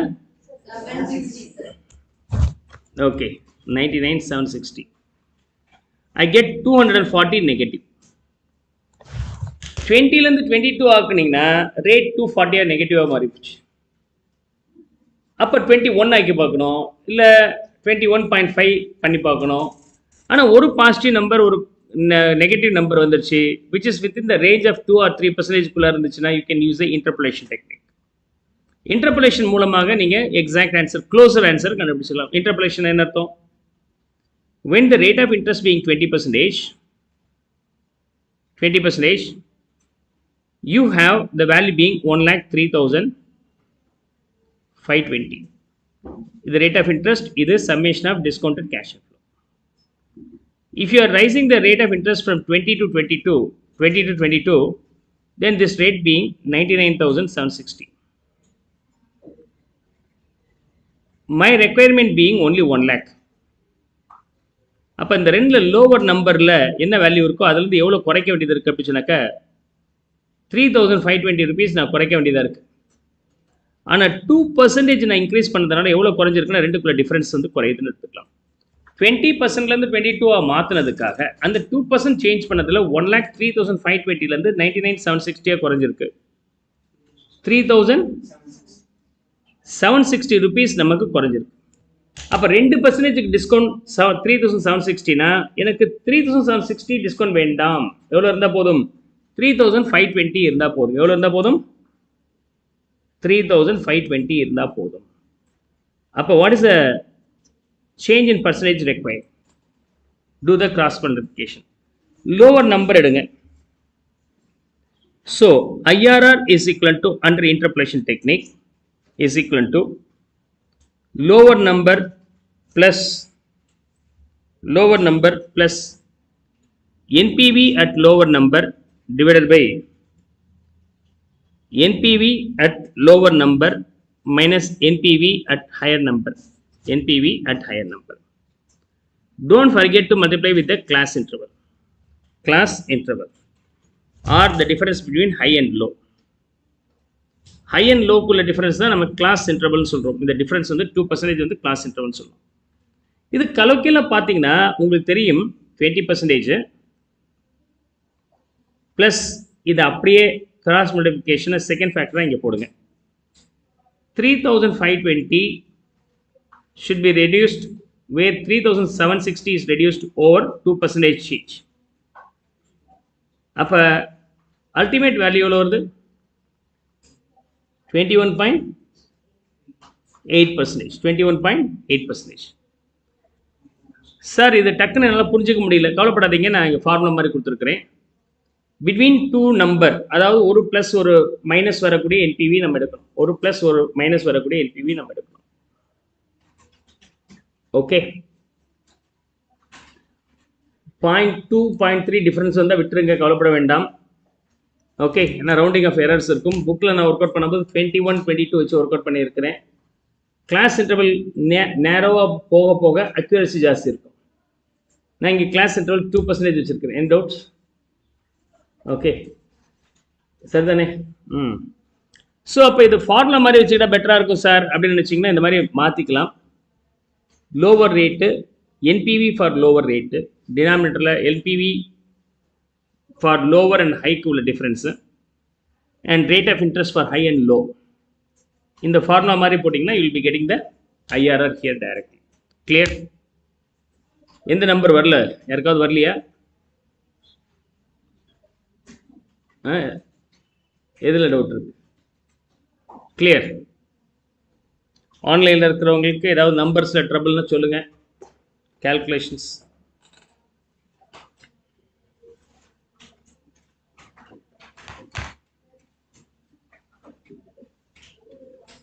Now இந்த மாதிரி ஈக்குவலாக இருந்துச்சு அப்படின்னு சொன்னாக்கா நீங்கள் ஆன்டி ஃபேக்டர் யூஸ் பண்ணலான்னு நம்ம என்பிவியில் பார்த்தோமா இல்லையா? அதே மாதிரி இதில் வந்து நீங்கள் NPV means anti factor use பண்ணி ஐஆர்ஆர் கேல்குலேட் பண்ணிக்கலாம். rather than this one you can find out the same using the IRR method. IRR using anti method, there is no any complications.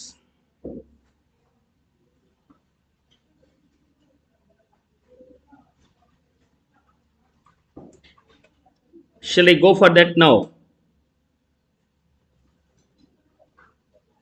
இது கிளியர்னா சொல்லுங்க, நம்ம அதை பார்க்கலாம். காப்பி பண்ணியாச்சுன்னா text பண்ணுங்க ஆன்லைனில் இருக்கிறவங்க.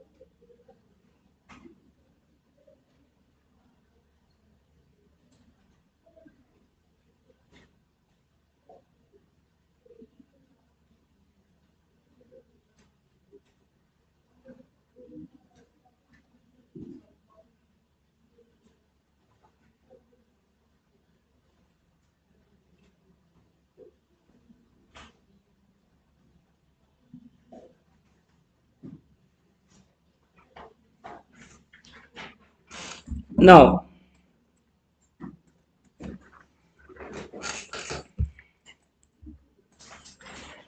இந்த கேஸில் ஏ வரும்போது கேஷ் இன்ஃப்ளோ ஈக்குவலாக இருக்கு. அப்படி இருந்தால் நீங்கள் ஆடிட்டிவ் ஃபேக்டர் யூஸ் பண்ணி கால்குலேட் பண்ணிக்கலாம். ஃபார்முலா என்ன அப்படின்னு சொன்னாக்க, you know that cash outflow should be equivalent to summation of discounted cash inflow. இது ஆன்டி ஃபேக்டர். எந்த ரேட் ஆஃப் இன்ட்ரெஸ்ட் வச்சு நம்ம டிஸ்கவுண்ட் பண்ணி அதை சம் பண்ணுறோமோ அந்த number should be equal to COF. Cash out ஃப்ளோவாக இருந்துச்சுன்னா அந்த ரேட்டை தான் நம்ம IRRன்னு சொல்கிறோம். இது எப்படி கால்குலேட் பண்ணிக்கலாம் in case of equal cash இன்ஃப்ளோவாக இருந்தால்? Cash inflow into annuity factor மட்டும் பண்ணிக்கலாமா? ஸோ இங்கே எப்படி போட்டோம்? 40 into P factor, 40 into P factor இதெல்லாம் போட்டு சம் பண்ணிங்க. இப்படி போடுறது பதிலாக 1 இயருடைய 40 இன்ட்டு ஆன்டி ஃபேக்டர் மட்டும் இது பண்ணால் உங்களுக்கு டேட்டா இந்த ஆன்சர் வந்துடும். So this is nothing but summation of discounted cash inflow. இந்த சம்மேஷன் ஆஃப் டிஸ்கவுண்டட் கேஷ் இன்ஃப்ளோவுக்கு ஆன்டி ஃபேக்டர் மாடலில் cash inflow you are getting every year multiply with annuity factor போட்டால் இது வந்துடும்.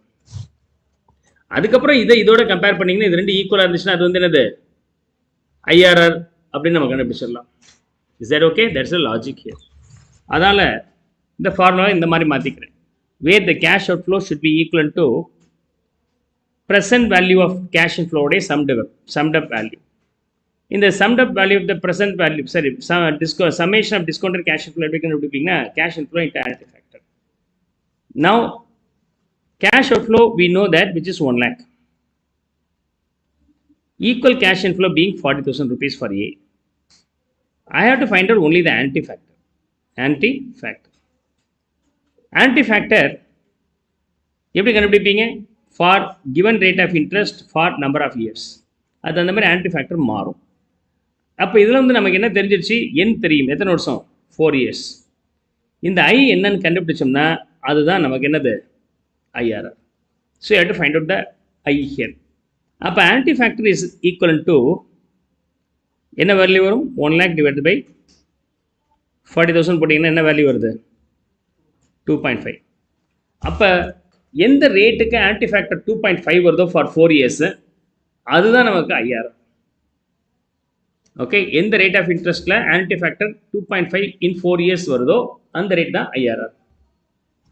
அப்போ என்ன பண்ணுறேன்? anti factor if I is equal to 20%. அப்போ 20% உடைய ஆன்டி ஃபேக்டர் எவ்வளோ வரும்? எப்படி கண்டுபிடிப்பீங்க? உங்களுடைய நான் சயின்டிஃபிக் கால்குலேட்டரில் வரும்போது 1 divided by 1.2. 1 divided by 1.2. Okay, first year, second year, third year, fourth year, then memory reserve. The value being 2.58.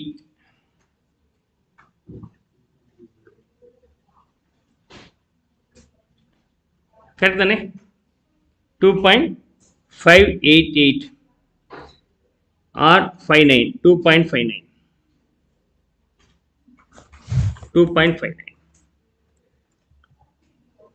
ஆனால் எனக்கு என்ன நம்பர் வந்து ஆகணும்? 2.5 ஆகணும். 2.59 கிடையாது, 2.5 வரணும். குறைக்கணும் அப்படின்னா என்ன பண்ணி ஆகணும்? ரேட் ஆஃப் இன்ட்ரெஸ்ட்டை இன்க்ரீஸ் பண்ணணும். 20க்கு பதில் இப்போ என்ன எடுத்துக்க போகிறேன்? 22% எடுத்துக்கிறேன். 22% எடுத்துக்கிட்டிங்கன்னா என்ன வேல்யூ வருது? I think 2.49. 2.49. Okay.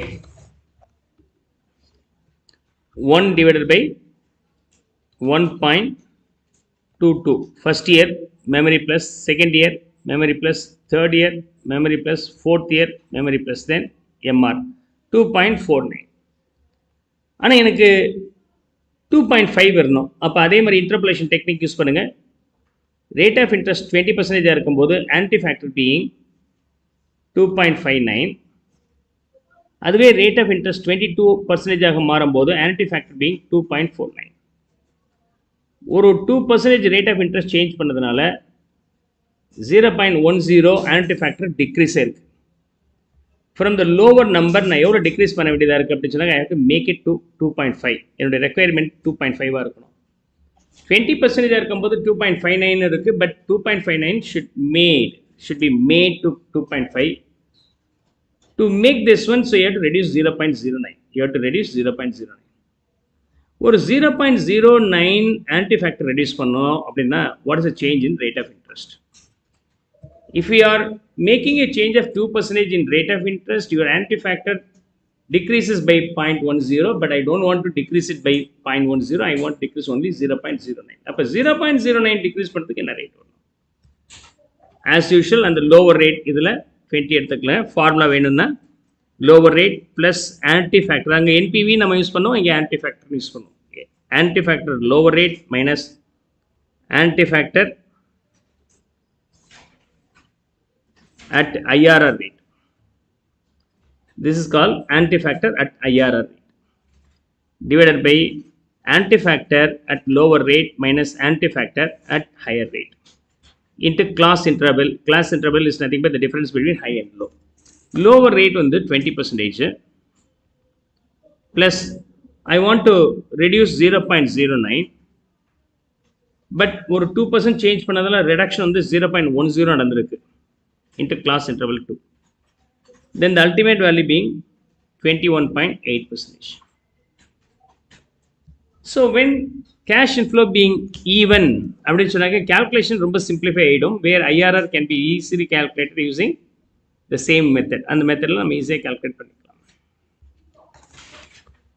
இங்கே பாருங்க, இங்கே கிடைச்ச அதே 21.8 நமக்கு இங்கே கிடைக்கும். So I am getting the same 21.8 here.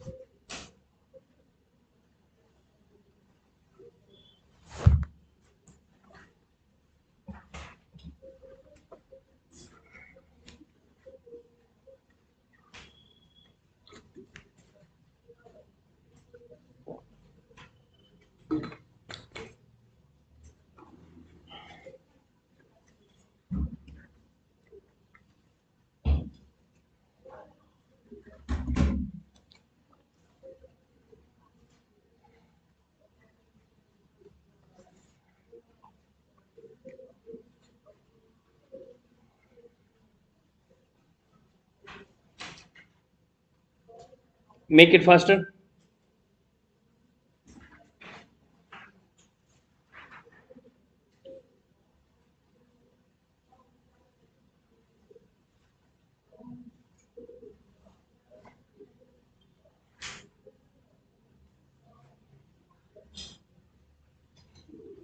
Now we have to work out for B.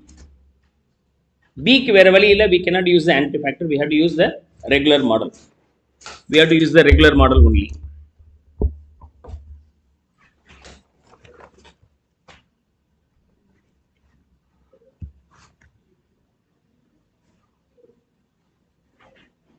Now, in case of B,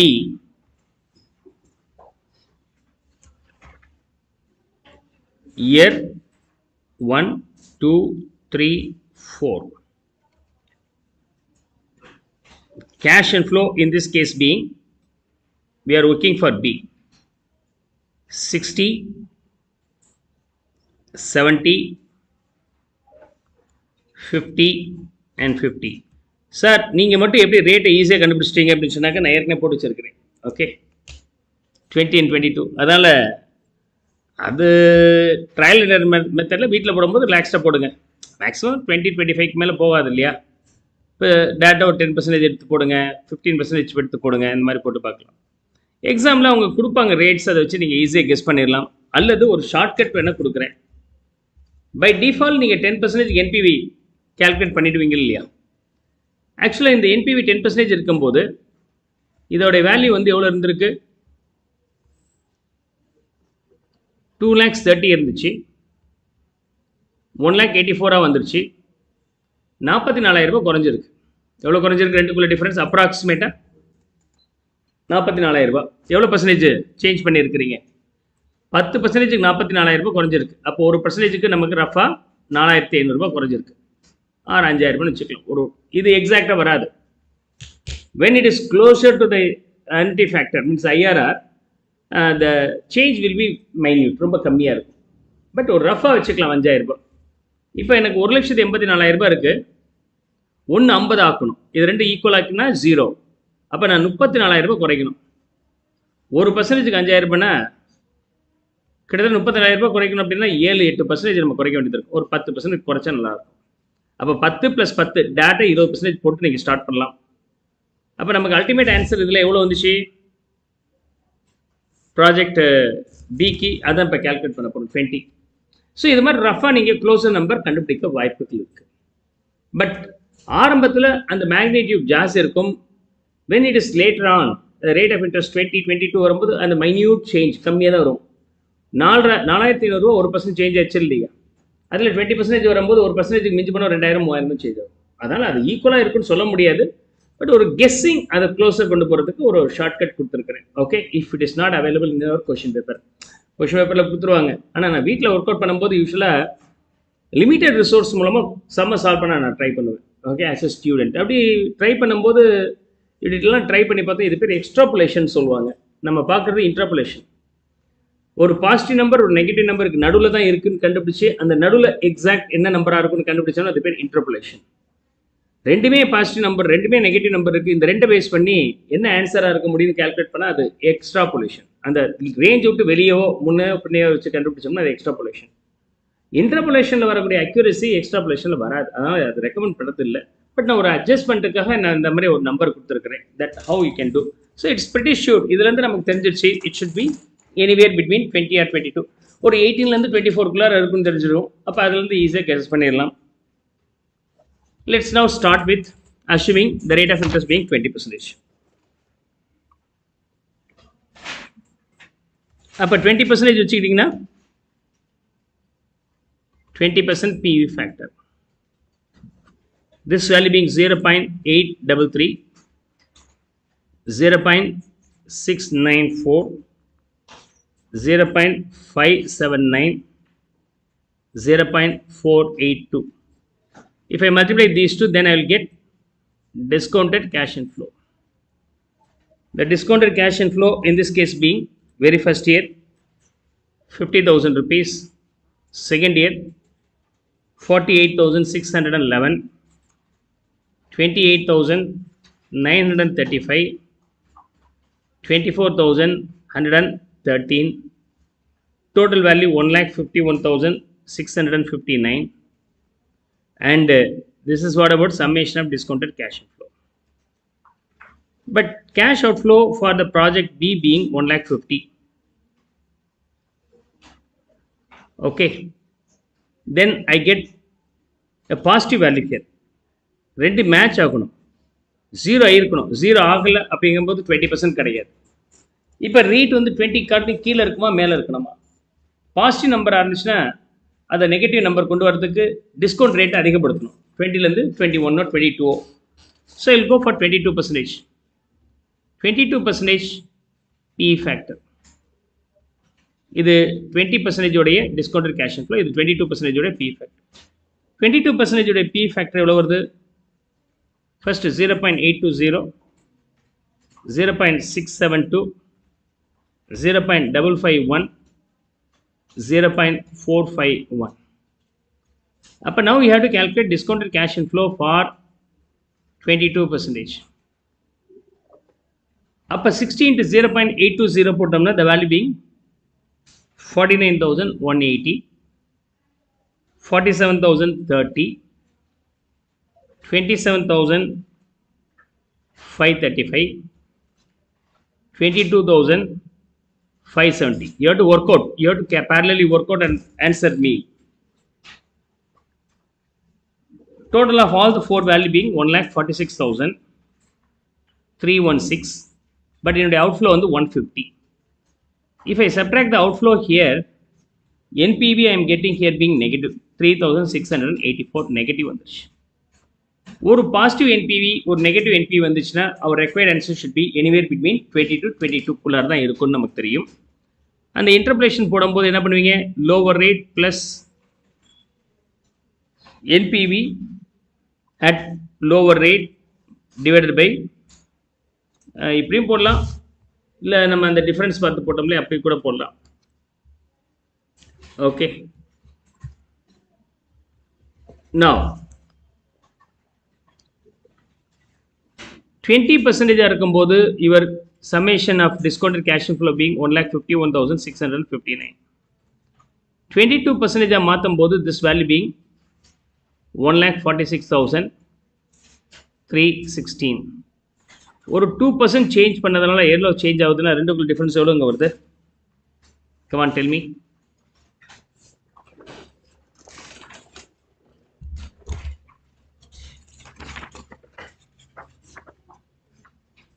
Make it faster. 5,343. எனக்கு எவ்வளோ சேஞ்ச் வரணும்? 150 ஆக்கணும். 20% இருக்கும்போது என்ன வேல்யூ இருக்கோ அதுல இருந்து 150 ஆக்கணும் அப்படி சொன்னாக்கா I have to reduce 1,659 only. 2% 5,343 குறைஞ்சிருக்குன்னா 1,659 குறையிறதுக்கு எவ்வளோ பர்சன்டேஜ் சேஞ்ச் பண்ண போதுமானது? This is the cross multiplication. From the lower number, you just do the addition of this one, so you'll get the IRR. IRR in this case is equal to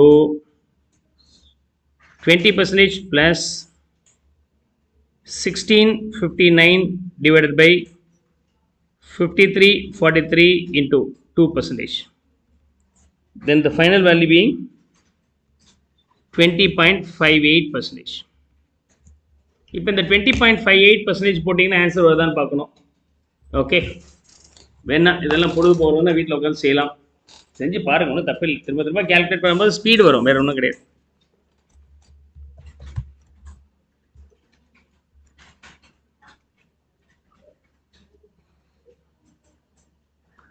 See, okay, year 1, year 2, year 3, year 4, இங்கே எவ்வளோ இருக்குது? 60,000, 70,000, 50,000, 50,000. Okay, clear?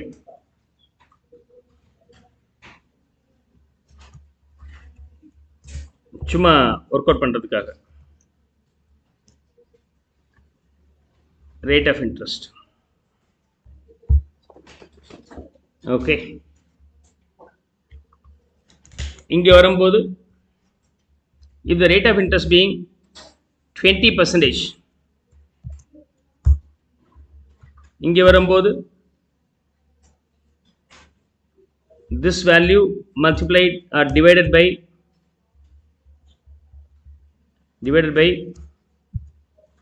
1 plus I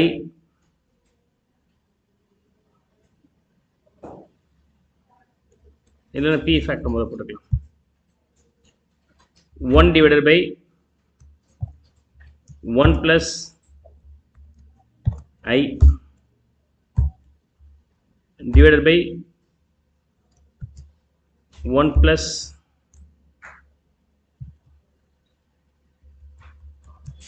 I. You can have the different formulae. Okay, இதில் additive factor கண்டுபிடிக்கிற formulas எல்லாம் இருக்குது, அதில் நீங்கள் substitute பண்ணிங்கன்னா ஆன்சர் டேட்டா வந்துடும். Okay,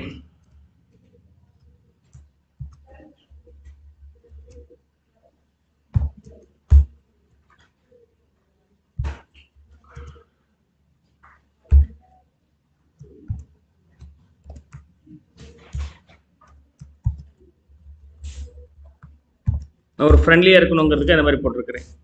this is P factor,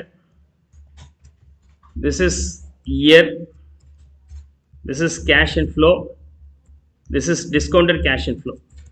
Discounted cash inflow is nothing but multiplication of these two.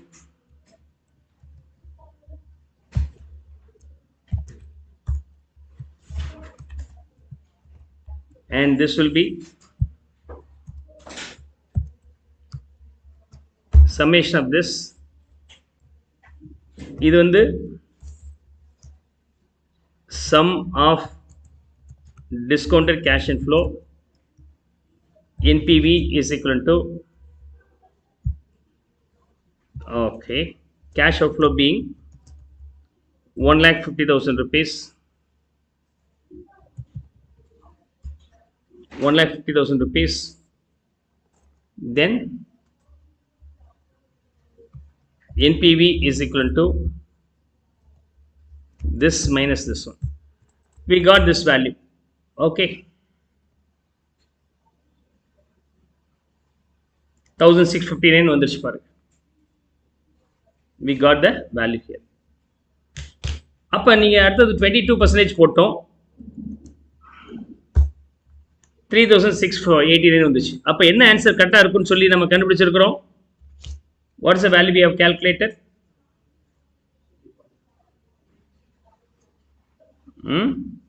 20.58. அது போட்டு பார்க்கலாம், வருமா? வராது. ஓகே, 20.58. 76 ரூபாய் டிஃபரன்ஸ் இருக்கு, பாசிட்டிவா இருக்கு. அப்ப இன்னும் குறைக்கணும்னா 60 வச்சு பார்க்குறேன்.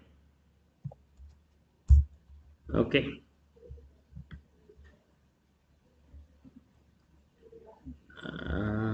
நம்பர்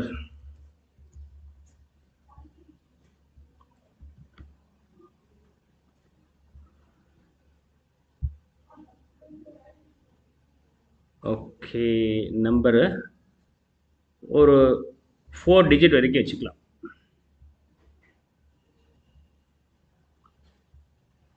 ஓகே, ஃபார்மேட் செல் 3 டிஜிட் வச்சு பார்க்குறேன். அப்போ 20.60க்கு 22 வருது. அப்போ இது இன்னும் 22 ரூபாய் குறைக்கணும். அப்போ என்ன பண்ணலாம்? ஓ, ஜாஸ்தி ஆச்சு. அப்போ 1 யூஸ் பண்ணி பார்க்குறேன், அப்பயும் இடிக்குது. அப்போ 0.5 யூஸ் பண்ணி பார்க்கலாம், ஜாஸ்தி இருக்கு. பாருங்க எவ்வளோ அக்யூரசி. இது வந்து நான் அந்த காலத்தில் மேனுவலாக ஒர்க் அவுட் பண்ணியிருப்பேன். 20.608% will be the exact IRR here. Of course, IRR டேரக்டாக கேல்குலேட் பண்ணுறதுக்குலாம் ஃபார்முலா இருக்குது. நீங்கள் போய் வீட்டில் உட்காந்து சர்ச் பண்ணுங்கள். Anyhow you are not allowed to use excel sheet in your exams. So அதனால் நீங்கள் மேனுவலாக தான் ஒர்க் அவுட் பண்ணி ஆகணும்.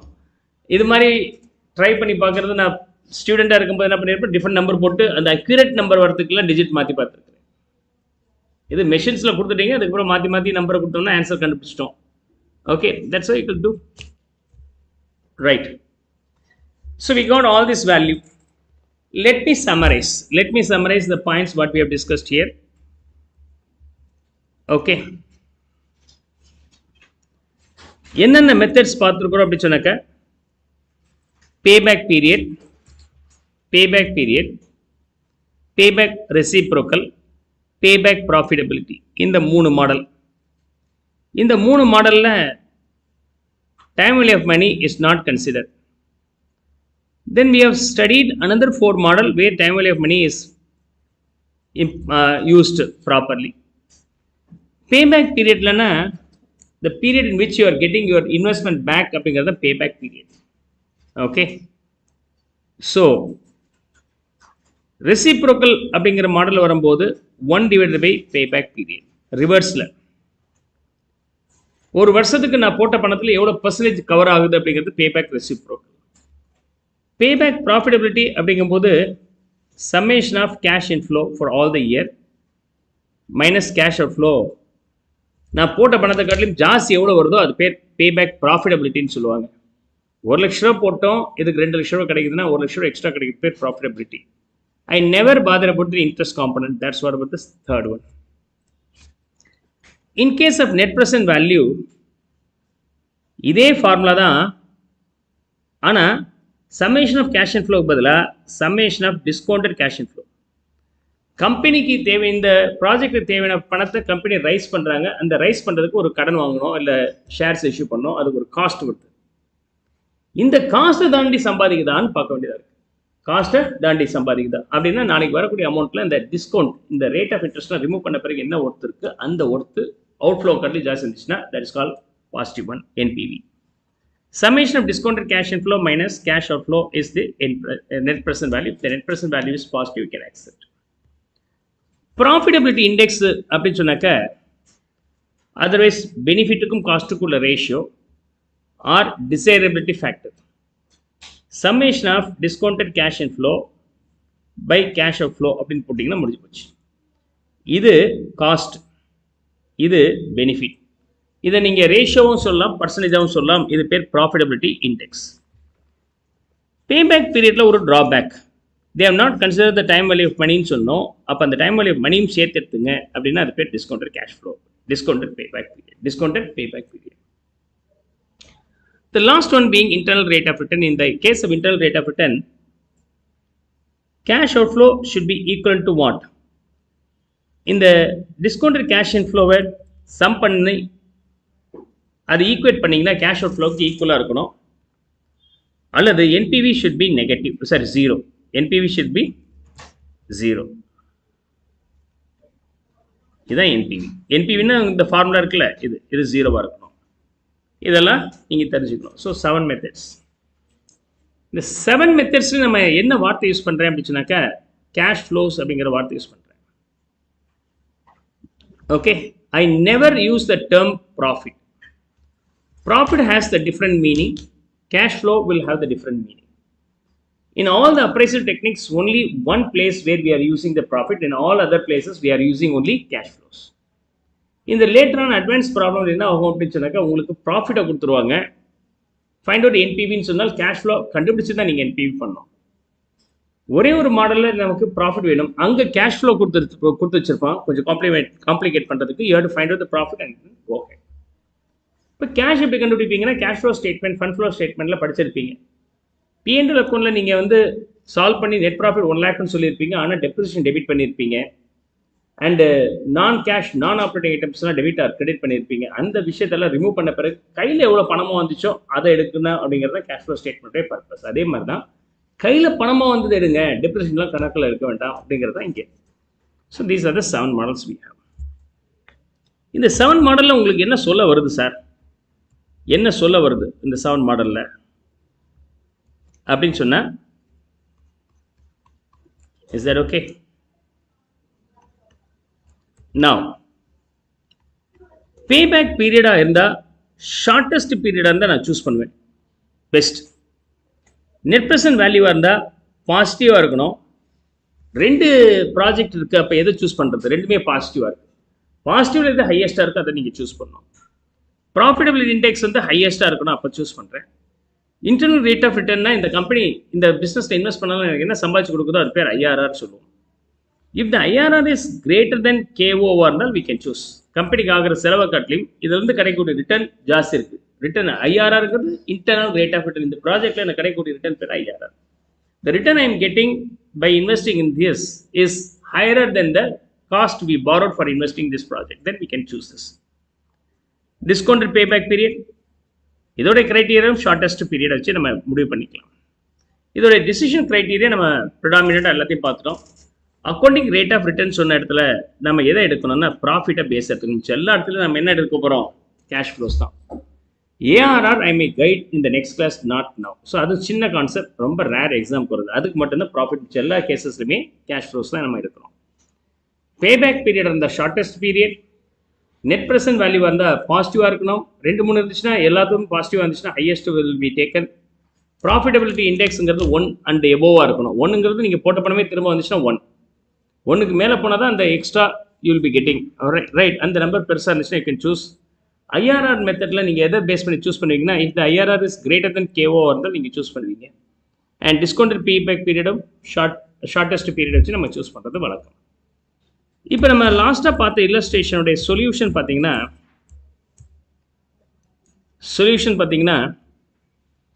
இங்கே நான் நோட்ஸ் மாதிரி சிங்கர் அகாடமி புக்கில் கொடுத்துருக்குறேன்.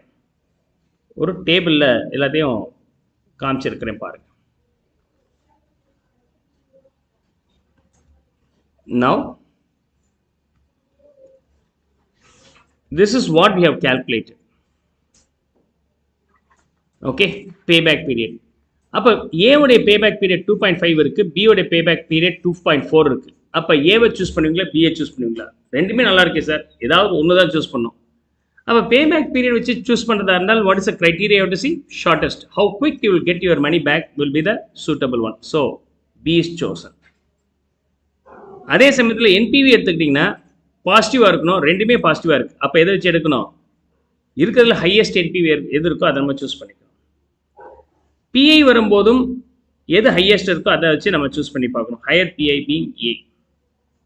ஐஆர்ஆர் வரும்போது it should be higher then the KO, then it is chosen. ஆனால் கேஓ நமக்கு தெரியும் 10%. அப்போ இதுவும் சூஸ் பண்ணலாம், இதுவும் சூஸ் பண்ணலாம். ரெண்டில் ஒன்று தான் அப்படின்னு சொன்னாக்க இதில் எது ஜாஸ்தி இருக்கோ அதை சூஸ் பண்ணலாம். ஏவை சூஸ் பண்ணிக்கலாம். ஒன்றுன்னா நோ ப்ராப்ளம், ஒரே ஒரு ப்ராஜெக்ட் இருக்குது. அப்போ ஐஆர்ஆர் கேல்குலேட் பண்ணிட்டீங்க. That IRR should be higher then கேஓனா you can choose. The last one discounted payback period, also payback period தானே. டைம் வடிவ் பண்ணி அட்ஜஸ்ட் பண்ண பிறகு இருக்கிறது பேர் டிஸ்கவுண்டட் பேபேக் பீரியட். அதுலேயும் நமக்கு ஷார்ட்டஸ்ட் பீரியட் என்ன இருக்கோ அதை நம்ம சூஸ் பண்ணுறோம். So B is chosen. Payback reciprocal அப்படிங்கிறது percentage of returns you are getting. அதில் எது ஹையஸ்ட்டாக இருக்கோ அதை நீங்கள் சூஸ் பண்ணிக்கலாம். That's what about the criteria of choosing. Based on the criteria, you can choose one among the methods or projects we have chosen. So with that, 7 models over. இதில் variations வந்து cash flow calculate பண்ணுற மாதிரி ஒரு சில சம்ஸில் include பண்ணுவாங்க. Capital rationing பார்ப்பாங்க. And replacement model and அதே சமயத்தில் choosing one among the two mutually exclusive project. இந்த மாதிரியான கொஷின்ஸ் நம்ம பார்க்க வேண்டியது இருக்கும். And replacement model. இதெல்லாம் தெரிஞ்சுட்டோம்னா இந்த சாப்டர் ஓவர் ஆயிடும். Is that clear?